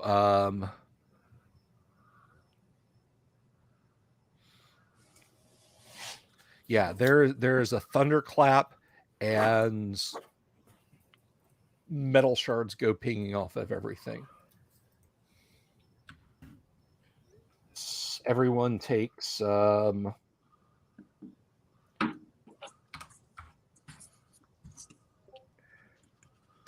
points of damage. Ooh. Oh, That doesn't sound good. how does this work now? I had 8. You're dead. That's how it works. Yeah, it lands right at the giant's feet, and he's like, Shrapnel goes up your nostril and out the back of your brain, and dang, we got to clean the windows. So yes, now we Don't worry, I'm right behind you. So here's where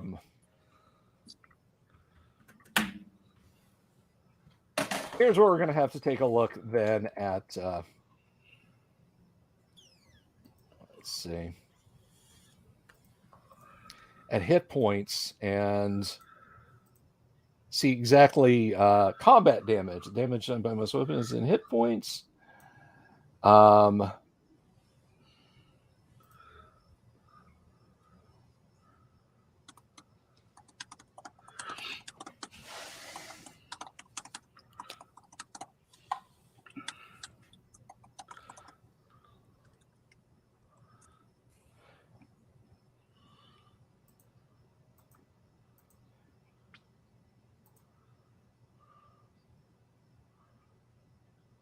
All right. Oh,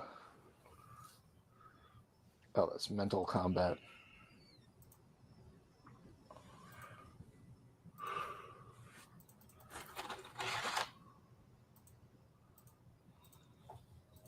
Are you counting your hit points you would have gotten for being taller?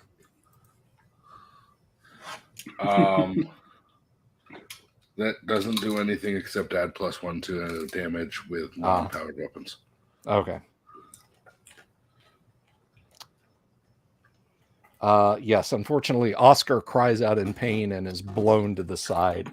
Oscar, you want to run Gurg for for a little while?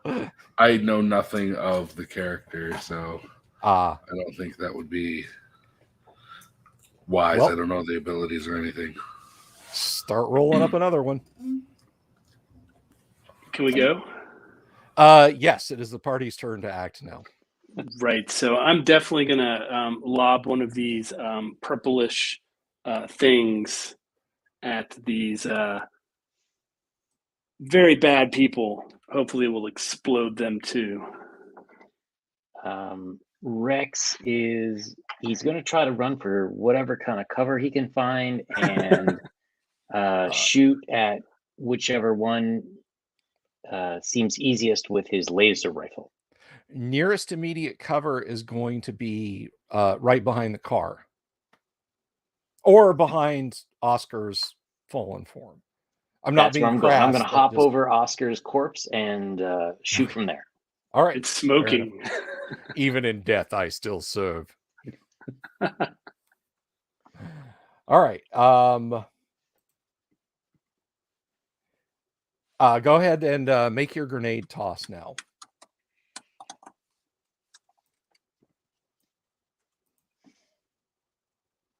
Just roll a d20.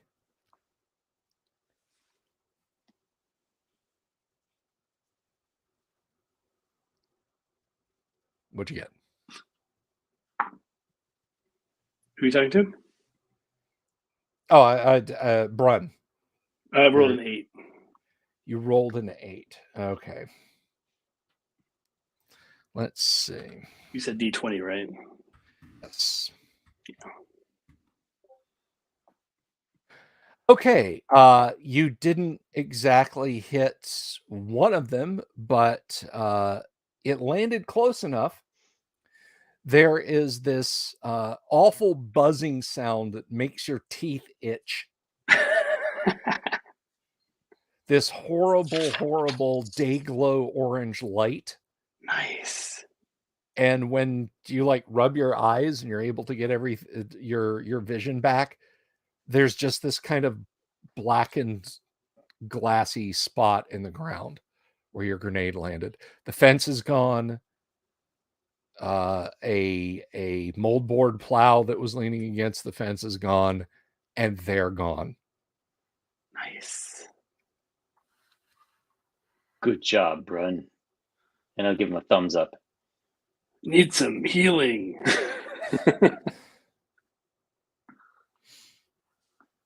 Oh, I don't know if we're going to be able to bury Oscar. Too many pieces? Too big.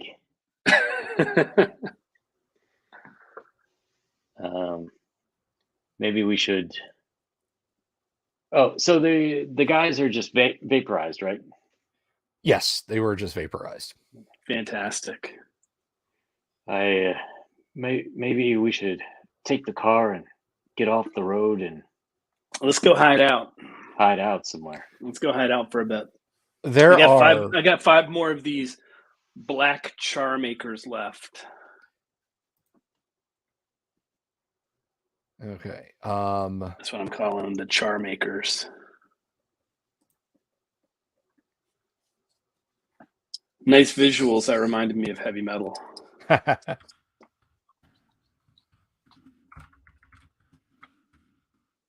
So we mourn the loss of Oscar. Manny is. Are you rolling up another one there? Yeah, it'll take me a minute. Oh no, that's Or completely a few. fine. So are you thinking mutant or pure strain human?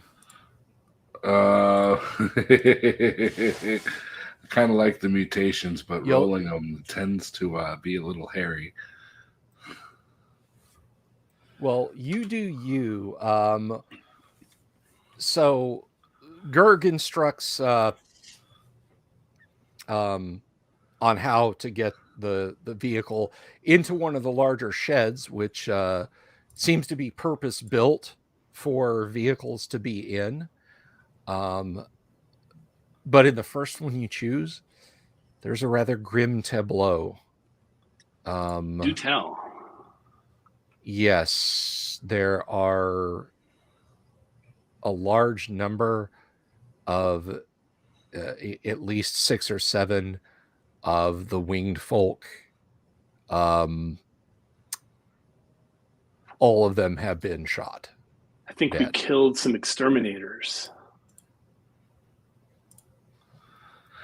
There is also a table in this room that has a few papers on it. Can we make any sense of the papers? What's written on them? Yes, there are what you suspect are some kind of drawings or maps of the region. Oh. There's a list of names.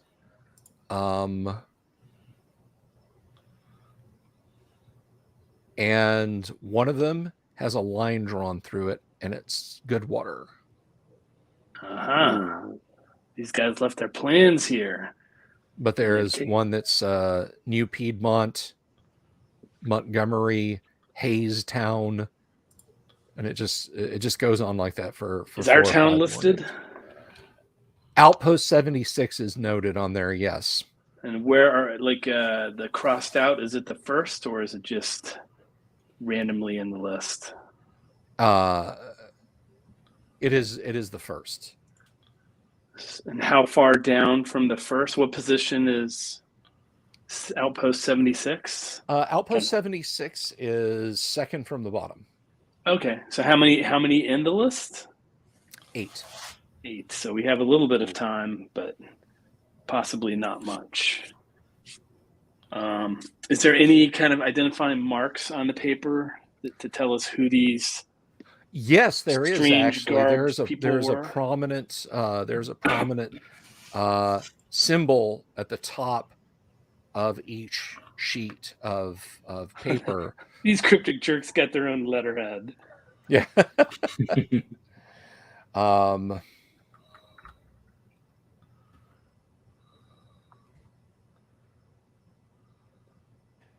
Let's see. Yes, it is a bright red square in the middle of a circle.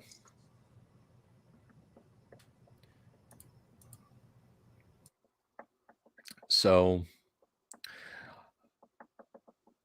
you hear something moving in the back of the barn behind some square cubes of dried grass. I bring up my laser rifle. Guns up. Check it out. Come out of there. Manny, you've been hiding out since your villagers were slaughtered by these strangers. You came to the barn to see if you could scavenge any supplies. They left behind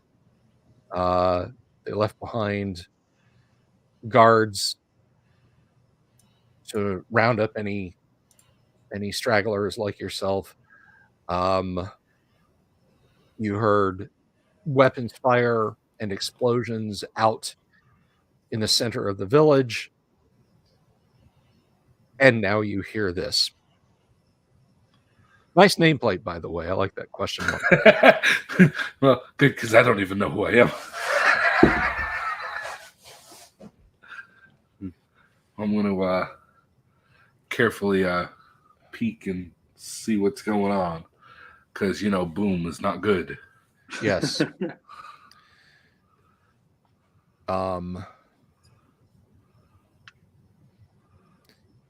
So you guys can describe yourself accordingly. Of course, Manny, the player, knows what they look like. So I am Brun. I'm a scruffy human. And there's you're not sure if he's a robot or what, but this being that is all man of metal. Yeah, of metal, this white enameled curvilinear armor suit. Rex will initiate the command to open the mask, and you can hear the steam coming up as it folds up, and he just sort of shakes his head, and his luscious mane of dark hair is there. And he says, Brun turns away in disgust. Rex looks at the new creature not this and says, again. Sheesh. Don't be afraid. We won't hurt you if you don't try to hurt us. I mean, nobody any harm. I'm just looking for supplies. We too are looking for supplies. And to all outward appearances, the individual facing you is a human like yourselves. And I will, just for the sake of expediency, rather than private message the player, and then, it's again, it's like I was saying to my Monday night group, I'm not going to tell you, when you go off scouting by yourself, I'm not going to tell you, well, you find this, this, and this, and then the other players are all sitting there listening to me say that, and then make you come back and tell them what I just told you. It's like the scene from Galaxy Quest when Sigourney Weaver is repeating what the computer says, because it was what she had to do on the TV show. It was such a good movie. It is a fantastic movie. I have The to watch it beryllium again sphere now. has been damaged. It has a hairline fracture. The beryllium sphere has been damaged. It has a hairline fracture. We'll need to acquire another one. You know, I'm not going to make you do that. So this individual before you, who apparently doesn't quite trust you enough to tell you his name yet, has Hello, question mark. has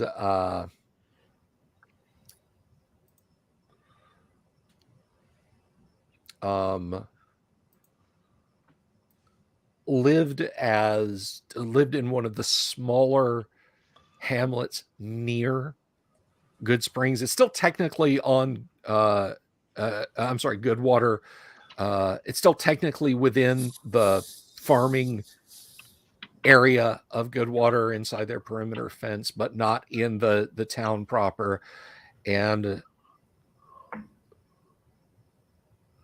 perhaps 2 or 3 weeks ago, while you're going about your business, you heard several loud booms in the sky, followed by a crackling sound. Then nothing, but the usual visitors from Goodwater never arrived. When your other folk of your village went to see what had happened, they disappeared and never came back.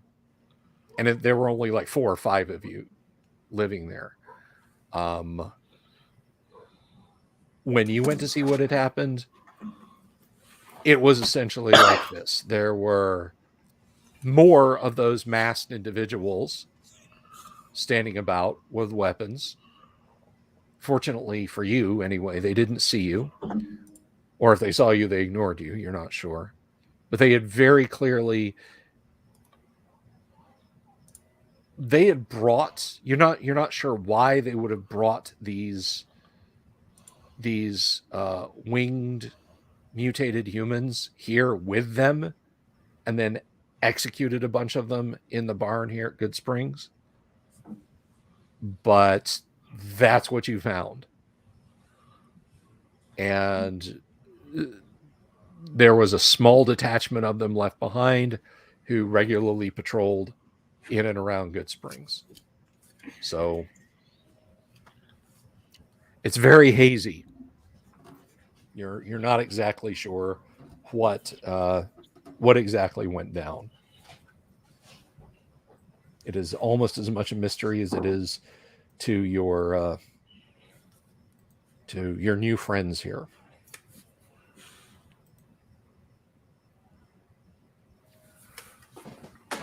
It was scary, man, I tell you.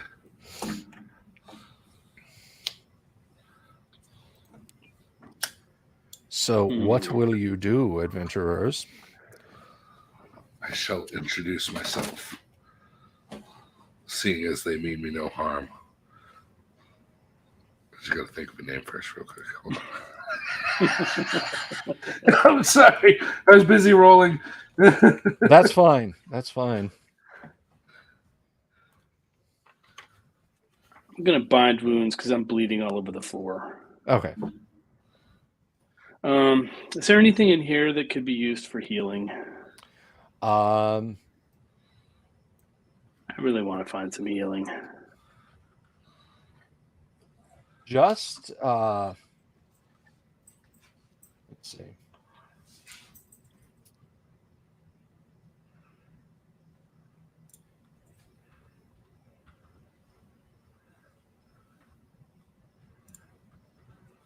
Let me see here. Hang on 1 second, and I will let you know. I am checking.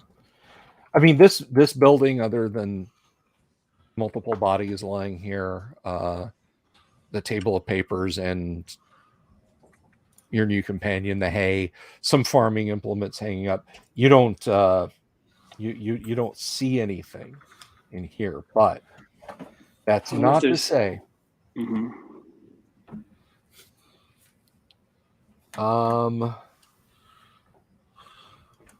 with that said,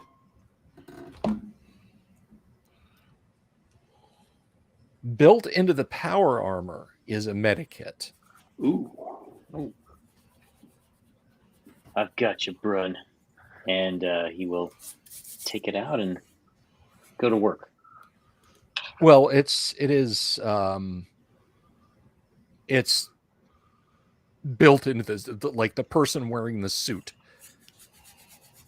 I mean, I Activates have to get in it to get a dose. Yes, you'd have to climb into Yo, it. bro, let me hop in and get a dose, and then I'll hop We back. get a hit Whoa, of that, whoa. man. Run, I like Yeah. you, but not that much. Let's switch for a while. And so when Brun gets in, Rex will point out which buttons to press for the. Okay.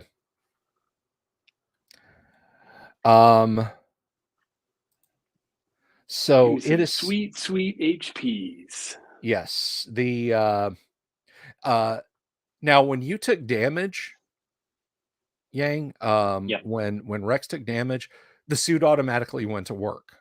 Nice. Oh, okay.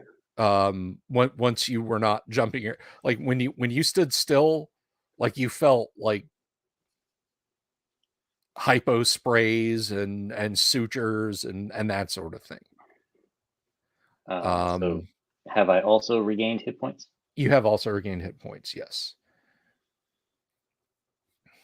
Hit points? How many hit points do we get? Quick question. Yes. I'm sorry to interrupt. No, that's all right. What kind of weapons do I have?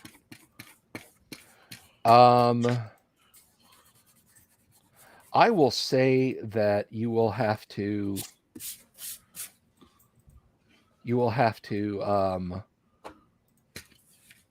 scavenge something here, like implements here, or perhaps look around and see if there's anything in Goodwater proper. Maybe we can go back to where Oscar's corpse is. Maybe there's some weapons there. Could be. I have a crossbow. Do you want my crossbow? Well, don't you need that? I got Smith and Wesson. You can have my crossbow. I also have a club. Do you prefer a club? Club, crossbow. You can have either one. Maybe take the crossbow because it's a missile weapon. I think that's a good idea. Thank you very much. Yeah, so I'll give him my crossbow and whatever bolts I have.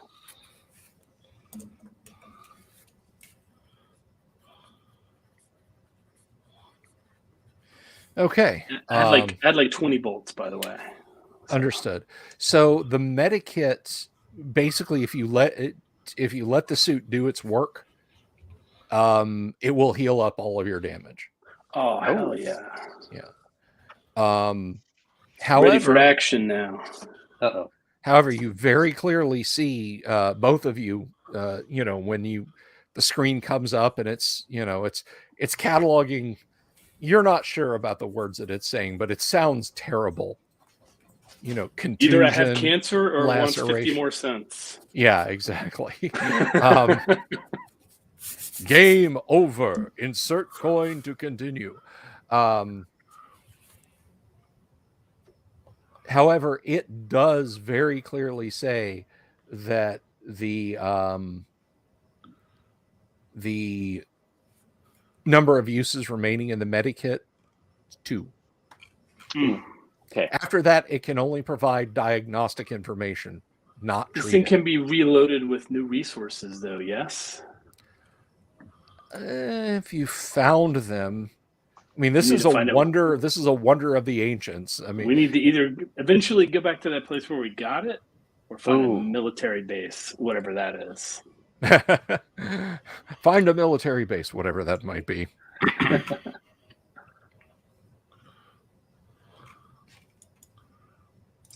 All right.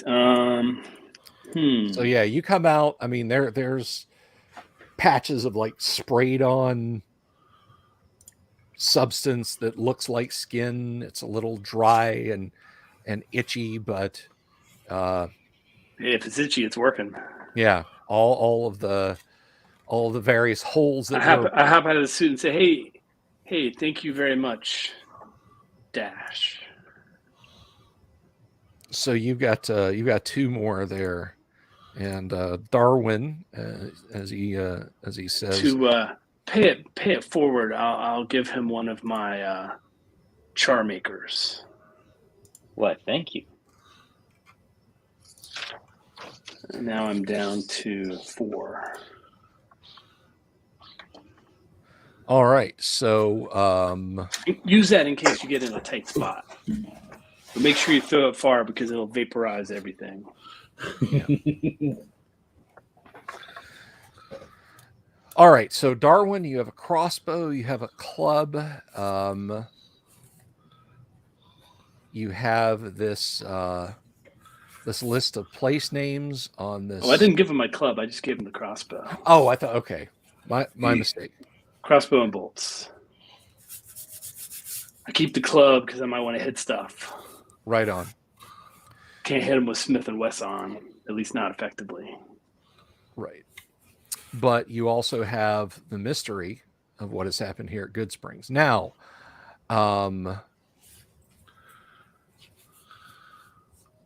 Darwin knows that there's supposed to be in this building and some of the other buildings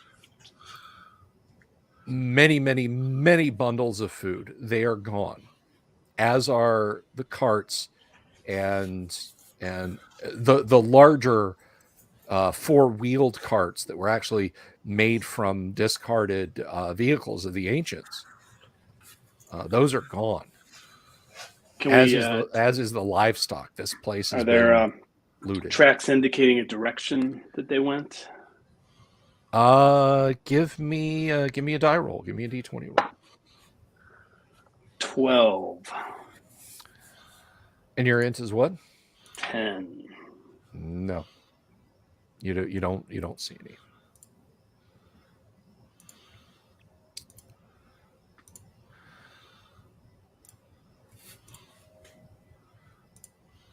So, what do you do, guys?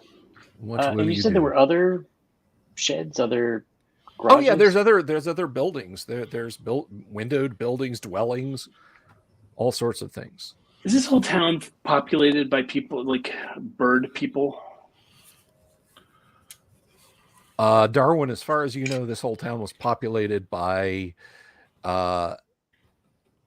both mutants and pure strange humans with some light machines. Okay. And I promise, Manny, I'll let you talk. No, you're giving me a chance to get all the stuff I need written down. Okay. Which I appreciate that. Not a problem.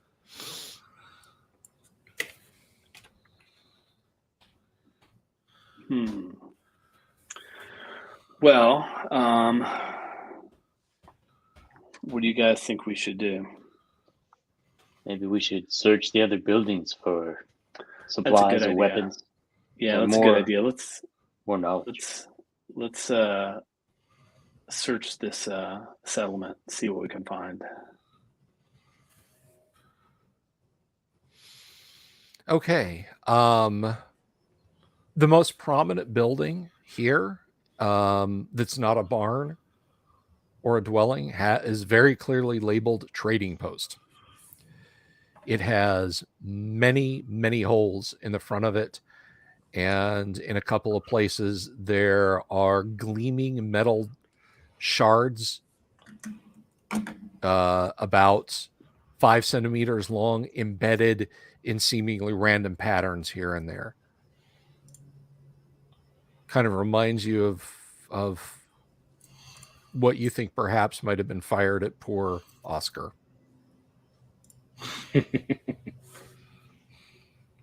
Just prior to his demise. Poor Oscar. Yes. The door to this place has been fairly well wrenched off its hinges. There is no one within. Not that you can see from out here. Can we see anything interesting within? The shelves, what you can see from out here, the shelves seem to be mostly bare. There's a counter at the back of the room. You see a few either accidentally or deliberately spilled bags and containers, their contents scattered on the floor.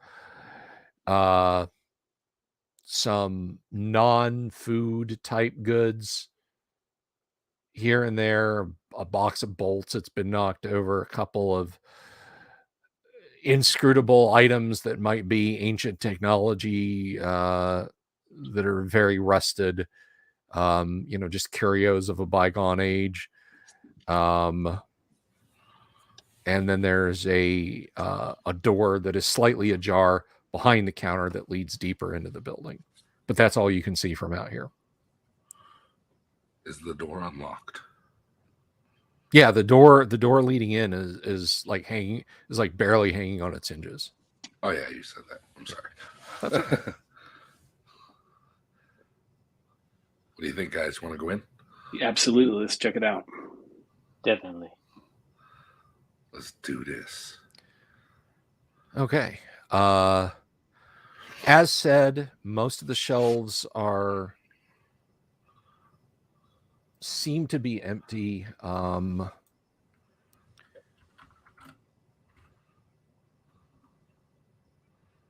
see.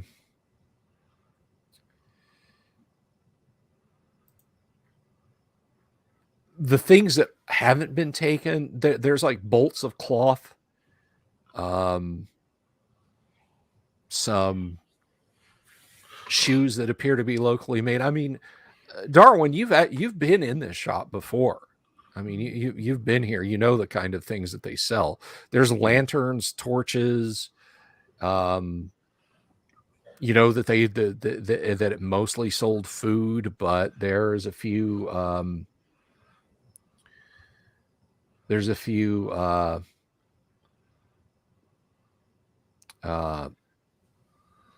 odds and ends, pencils. Let's take the torches with us. Okay.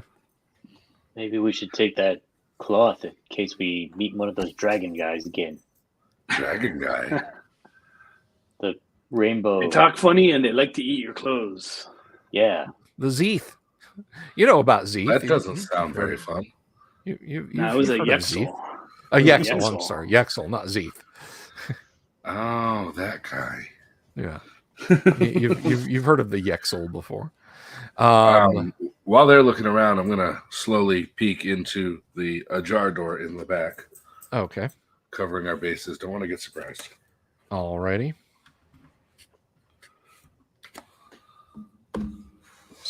Oh, wrong one. Sorry. Let's see. I meant to send that command to a different. Ignore that. I mean, I would have done it and told you the result. So, I mean, kind of the same result, nonetheless. True. I accidentally. I have a dice bot that I'm using because my dice tray is buried on my table over here somewhere, and you guys don't want to look at my gut in profile or my butt while I lean over there to get it. So I have my Discord dice bot I'm using, and Manny had just messaged me, so I messaged him the command line for the die roll. Like I said, said, was previously would have been the same result. Right. I can be a dice bot. Okay. Looking through the door, it looks like where the shopkeeper and family lived. There's a few children's toys on the floor. No one is here. There are small white feathers on the floor near the toys. However, in coming out, you notice that behind the counter, partially pulled up, and it almost escaped your view, is a slightly discolored plank. I'm going to investigate that. All right. You move the plank aside, and lying there is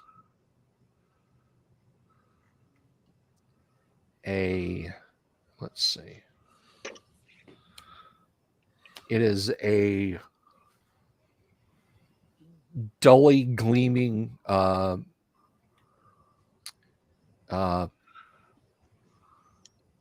blue hand weapon of some kind. And it is you've never seen it before, but I mean it makes sense that the shopkeeper might have such a device. The top of it, like if you wrap your hand around the handle, the top of it is a flat black grid of very closely packed squares. Very closely packed squares. Yes, they're all black, and it's flat. It's about 3 centimeters wide and 4 centimeters long, and there is a bulbous end to the item that sticks out the far end. Do you wish to investigate this? Yes, most definitely. Okay. Alrighty then. So you want to try and figure this thing out, right? Sure. All right. Stick with the pointy end. Did you get what let's see here. So you're a pure strain human, right? No mutations? Correct. Okay. Simple enough. Give me a D10 roll.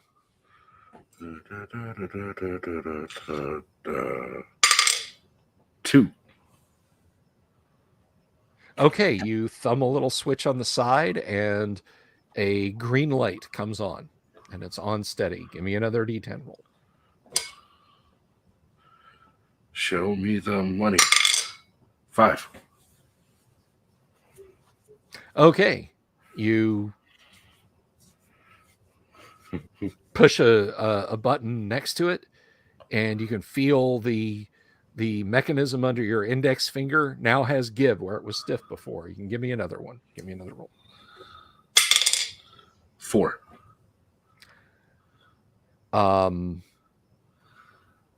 Nothing really nothing really changes. You want to try again? Yeah. 7. Yeah, more of the same. You're like, oh, what if I slide this part? No, it doesn't change anything. Grrr. All right. Come on. 9. The green light is no longer steady. It is flashing. Otherwise, nothing changed. You want to try again? Sure. 8. Nothing changes. 7. What is this going to count down from all the way up there? It could be. Yeah, you're just like, well, maybe if I push this in, click, click. No, nothing changes. 6. I am changing dice. All right, again, nothing happens. Oh, big old bag of dice.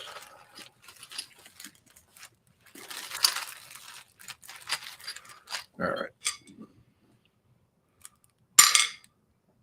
2. A 2. Let's see.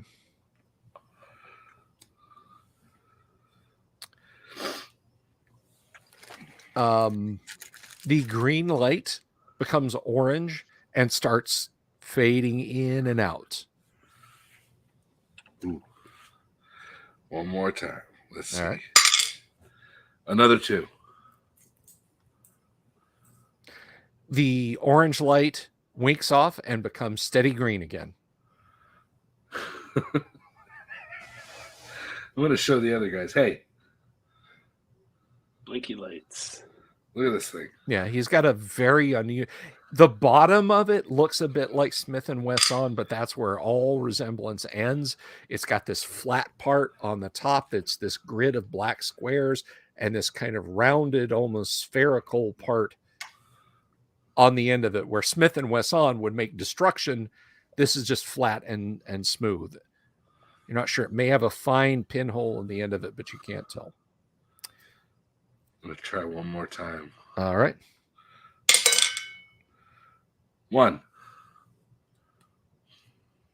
Okay. Just behind the flat black part, a pale green to the point that it's almost white dot pops up in the middle of a little ring. Like if you hold it at your arm's length and look down it, it would give you a very good aim at someone. One more? Ooh, yeah. All right. 3. All right. Looking down it and pressing the switch, there's this. You can almost feel it more than you can hear it. But there's this sort of vibratory hum, and the whole thing kind of recoils slightly, and you kind of smell a little bit of ozone in the air. You have successfully determined that the way to do this is to extend it out at arm's length, make sure you're pushing this button, and then pull the trigger. Ooh. And you now know, based on that sound, because you'd seen when you were young other men in the village with a dissimilar looking but similar functioning, this is some kind of weapon of the ancients that doesn't kill foes, but incapacitates them. It makes them fall into sort of a catalepsy for a few moments. Ooh, I shall name it then. I'm going to name it Bob. All right. You now have Bob the Stun Ray. It's hard being a Bob. So basically, if you hit, the target will be stunned for 20 minutes, less 1 minute for each point of their constitution. And its power source, you now realize that the flat black part on top absorbs sunlight and powers it. Neat. Ooh, solar powered. Nice. Sadly, bullets are not solar powered. Lasers. So that should come in handy. To be sure. All right. Is there anything else in this building? A few cans of food that the looters seem to have missed. Jars of food. They're canned in the sense that they're, we'll grab those just because. Okay. There is also behind the counter, there is a metal box with a lock on it. It's got a slot on the top. A slot on the top. What kind of a slot? Yes. Maybe like you would put Domars in it. Exactly like you'd put Domars in. Shake it. Shake it. Does it make any noise? It does. There's Domars. Domars. We gotta open this box up and get some Domars. Hit it with your club. Exactly. Hit the lock with the club. All right. Well, you hit it, and 50 Domars go scattering everywhere. Scurrying, collect all the Domars, and then share them. Yeah. We got some Domars. You have 50 Domars, which for those of you not playing along at home, 50 Domars is or a Domar is currency in Gamma World. So you have some gold, you have some Domars, you have some weapons.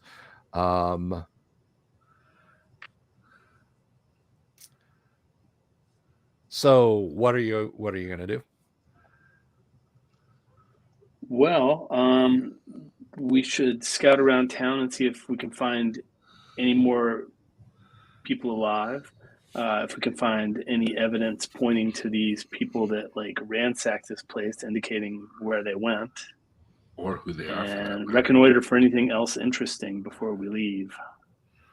Maybe if we find one of those soldiers, maybe you can use your doohickey of the ancients to knock him out so we can question him.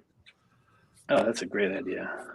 I'm titling the next session Doohickey of the Ancients. I don't care. Doohickey of the ancients. Doohickey of the Ancients.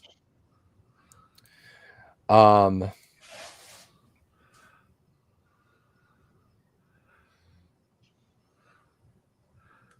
always said that the word thingy is the most scientific term in the world. Thingamajig, doohickey. Thingy is pretty Whatchamacallit. great. Whatchamacallit's good. Common to Okay. all branches of science. So you do not find this village has been completely abandoned. And with the exception of a few primitive implements, it has been stripped clean. There are no chickens, no cattle, or Gamma World analogs thereof. No turduckens, no cowalopes, or anything like that. Hey guys, you each have 16 Domars because I kept 18. Neat. Nice. It's a shame. This was once a bustling village. Maybe it can be once more if we find these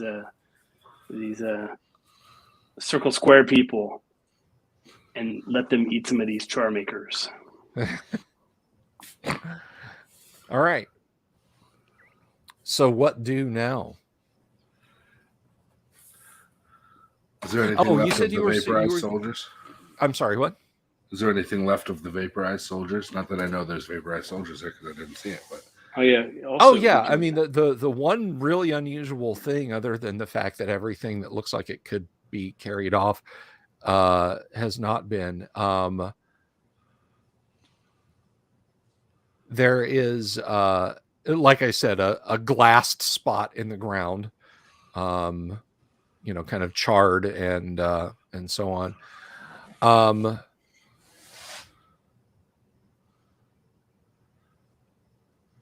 You also see, now that you're kind of poking around, sort of behind the corner of one of the buildings in the middle of town, there is it's like shoved just under the edge of a building. There is one of the suits of clothing that you saw the disintegrated fellows wearing, and what looks like a long arm of some kind. investigate. All right. There are a lot of the white feathers, both around and tucked into the suit. Is it a scarecrow? No. Oh, okay. No, it's not like stuffed, like filled with them, like a few scattered on the ground, and some that are obviously inside the clothes there. And a weapon is shoved further under the under the shack. Rifle up, Okay. and Rex will say to the guy, to the body or whatever, if you're in there, stand up now. We won't hurt you. There's you hear nothing. I mean, the suit itself is crumpled up. I mean, it's like wadded up clothes. Oh, okay. Yeah. Sorry to imply that. I thought maybe an angel person was hiding in there. No. Well, I guess I'll go over there and inspect it, see if it's still wearable. It does seem to be. The faces of those creatures it's very obvious because there's one of those faces wrapped up with it. It's some kind of mask. The one with the two circles on the sides? Yes. What you thought was the kind of the trunk seems to extend down into a pouch or bag that has a canister inside it. There is a folded up piece of paper stuffed in the wadded up gauntlet of one of the arms of this thing. And this feels like this is like very heavy rubbery cloth, the entire thing. Is it intact or full of holes? It's actually intact. I'm going to try to take the face thing off. Okay. There are simple ties and snaps that make it come right off. And is there anything in there, or any body parts left in there? No, nothing like that. Then I will say to the others, guys, I think I got a suit for you. No, Not exciting. Not quite sure. Maybe it seems like it's all sealed, almost like my power armor. Yeah, it's way less than your power armor. This is like a baggy set of clothing. It's like it would fit over normal clothes, but it's not. There's no sense of like power assist through this or anything. I can imagine it smells great too. Actually, it doesn't smell at all. Oh, It does not smell. There's as I said, there's the wadded up piece of paper in one of the gauntlets, but other than that and the weapon that's near it, that's it. well, I will. What kind of weapon was this? Oh, well, that's going to be fun to figure out. While he's investigating the weapon, I'm going to try on the suit. Nice. Okay. It is really floppy. It fits over your normal clothes. You immediately start getting hot. Like before you've even like pulled it over and zipped it shut, it immediately it is like just almost suffocatingly hot and it's evening now. Take that crap off. Yeah. It's a microwave suit.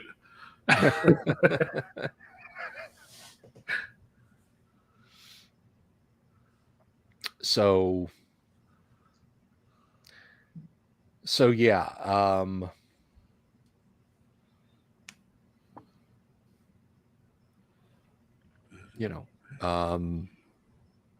just the items as I described. Well, I'm going to give the weapon, whatever type of weapon it is, to whoever seems to need it, as I have a weapon, and I will investigate the crumpled piece of paper. Okay. It seems to be very hastily written by a shaky hand, and it says, by the way, the crumpled piece of paper is the upper half of one of those pieces of paper that you found in the barn with a logo on it, and it's written on the back. And it says, "My name is Tiberius Allen. This is probably the last thing I'm ever going to say. They told us they were horrible mutants. They're not. They're angels. I won't kill angels. I can hear them singing. They say it's not safe to take off our suits, but I want to hear them singing. I'm going to take off my suit. God forgive me." Well, maybe having that suit would be a good disguise when we infiltrate them and blow them up with charmakers. I agree. Briquettes of death. That's right. They killed Oscar. Oh, you dirty night bastards. You killed Oscar. Hey, Wizards is the ultimate Gamma World campaign, though, isn't it? Pretty fun. There is a Wizards role-playing game, but I've never checked it out. We've got like it Gamma would- World. We don't need Seems it. like it would be a letdown. I found no a matter how you copy of look the at Buck it. Yeah. Rogers role-playing game. Oh, there you go. There you go. That was so the story behind that is Lorraine Williams was married to Flint Dille and may still be, I don't know. But he was the he was basically the son Heir of of the Buck Rogers estate. yeah, heir to the estate. So yeah, she insisted that there be a D&D rules at its core Buck Rogers role-playing game released to try and Cool. leverage Buck Rogers in some way. No, not cool, Manny. She was a horrible, horrible person. I mean, I'm sure that it's the idea of a Buck Rogers role-playing game is pretty cool, but just its parentage is not. Let us say that. All right, so you have the suit, you have this weapon. Who's taking the weapon? One of your party members who's not here, perhaps. What kind of weapon is it again? It is. We don't know. It We haven't is figured it out? actually it is similar, but not identical in shape to what Rex has. It's long. It's got a couple of handles on the bottom. Some kind Looks of like a it can rifle. rest against your shoulder. Nobody's We should been able to figure it out yet. We should probably figure it out before handing it to somebody. I'll take a roll just to see if I can figure out what it is. I mean, Rex can show you, assuming it's similar. Oh, yeah, It's that's not true. that It is- similar. it's not similar enough. That's what I thought. So It's not similar enough. I'll take a couple of rolls just to see. Hopefully, I don't shoot anybody. Apologies up front. Rex will say, point it the other way. Wait, this end or this end? Triangle end good, circle end bad.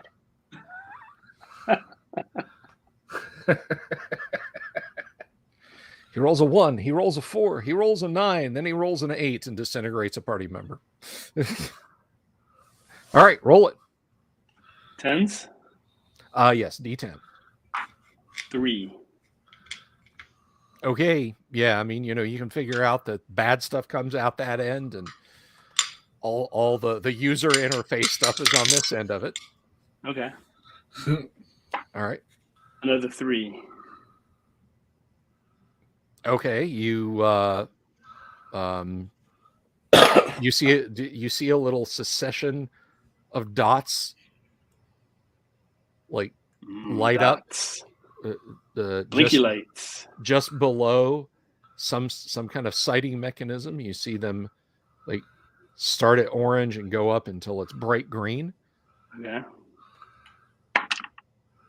6. You don't affect any change. 3. Okay, you depress what you think is the business button. the business button, the loud switch. There's a crackle. Heat washes over everyone, and it converts about a 1 centimeter spot of dirt a few meters away into glass. Nice. Ooh. It is a laser rifle. Nice. Now the question is, which party member could make best use of that? Are there any extra I want clips to on make this best use. I want to make best use of it.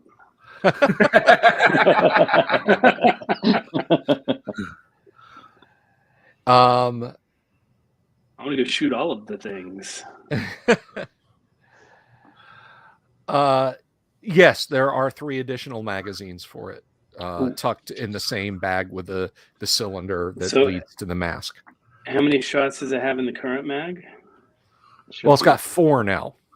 4, and then the other ones have 5. 5. 5. Yeah, I'll take at least one of those. Okay.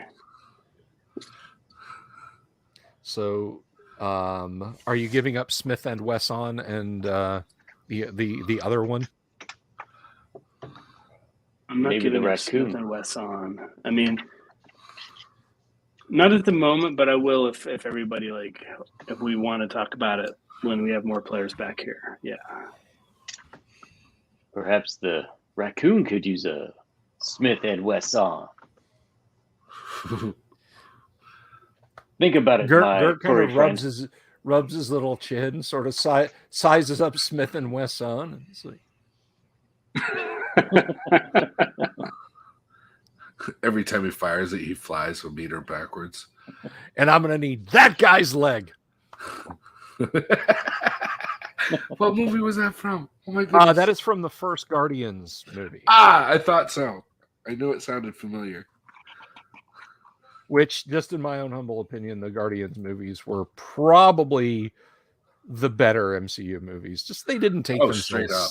They didn't take themselves super seriously. Those in the Deadpool movies, great. Remember, guys, there's two kinds of people in this world. Those who think that Sam Raimi made the second Doctor Strange movie, and those of us who know he was making the fourth Tobey Maguire Spider-Man movie. They did the Spider-Man meme in the movie. Oh, good. So let's see.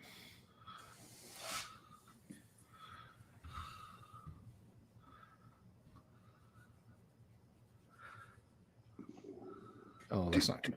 Let's see. I will give the raccoon Smith and Wesson.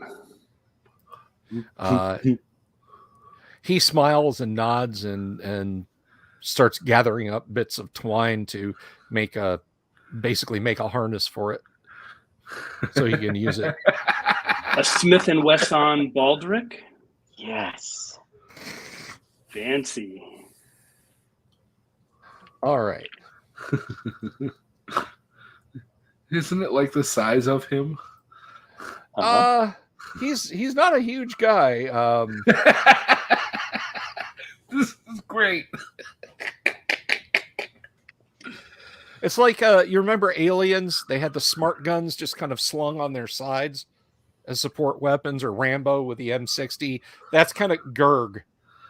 You know, Gerg is basically holding the pistol, but he can use it.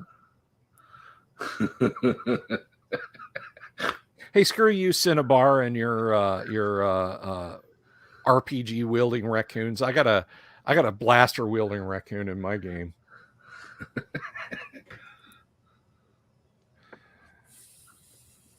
Okay, so of course, pack the suit away in like the bag or something. okay. Might come in handy. If anything, someone might like to eat it. As you're all standing there playing with the stuff, there is a thudding sound coming from one of the fields surrounding the town. It is to the it is from the northeast. It's Like a loud semi-rhythmic thudding sound. Semi-rhythmic thudding. Thump, thump, thump, thump. Is it like something walking? Kind of, maybe. Or like that stupid giant pylon driver on I-4? No, it is not like the stupid giant pylon driver, nor is it like one of the antlion repellents in Half-Life 2.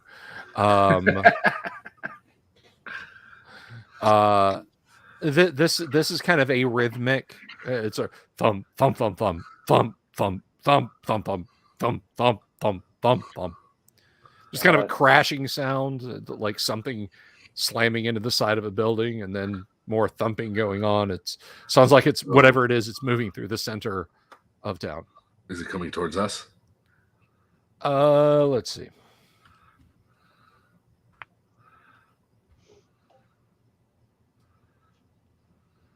Kinda, yeah. Oh goodness! Fantastic. Let's go find out what's And going it on. sounds big. We got char makers and laser rifles. Yeah, you're right. I'm sure we Okay. could take it. And we have Bob. Good old Bob. Okay.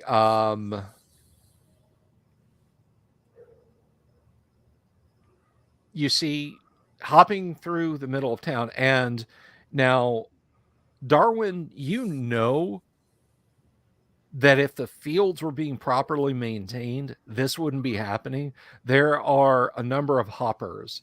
A hopper is a like almost 3 meter tall mutated rabbit. They're used, they're domesticated by hoops, which are taller than your average human rabbits who use them as riding animals. But these don't have saddles or tack or harness on them. They appear to be just wild. And they're sort of hopping around. One of them one of them goes over and like rips an entire plant stalk up and is numbing away on it. And again, if the town folk were here, the fence may be breached many kilometers away that allowed these creatures in. So I assume they're of no real threat. They're herbivores, correct? Other than the burst of hard radiation when they land after they hop. No, I'm kidding. They're mini nukes. I mean, hey, it wouldn't be the weirdest thing in Gamma World, right? There's a dragon that eats cloth. Yeah, if they're basically it's the equivalent of a pack of wild donkeys just kind of roaming through a deserted town. If donkeys could smush you with a hop. If donkeys could smush you with a hop. Look, guys, hoppers. I mean, you could try and catch them to ride them, but that's entirely up to you guys. Are these like wild hoppers? Like they're not having any saddles or anything. They do not look domesticated at all. Right. Yeah, I will probably die. You got trying. furry backs and long ears for the reins. I don't know. I think our chariot of the ancients may be more pleasant to ride than these hoppers. Does it seem like a power suit would be too heavy for a hopper? Carry my heft, hopper. Yeah, probably. Rex just looks really deflated after that realization. Yeah, so unless you are actively trying to stop them, the bunny rabbits hop away into the fields, occasionally stopping to eat. I think that's fine. You know how rabbits are. They'll just kind of doing rabbit things. Just you think one of them probably just accidentally blundered into a building? Was that crash you heard? All right.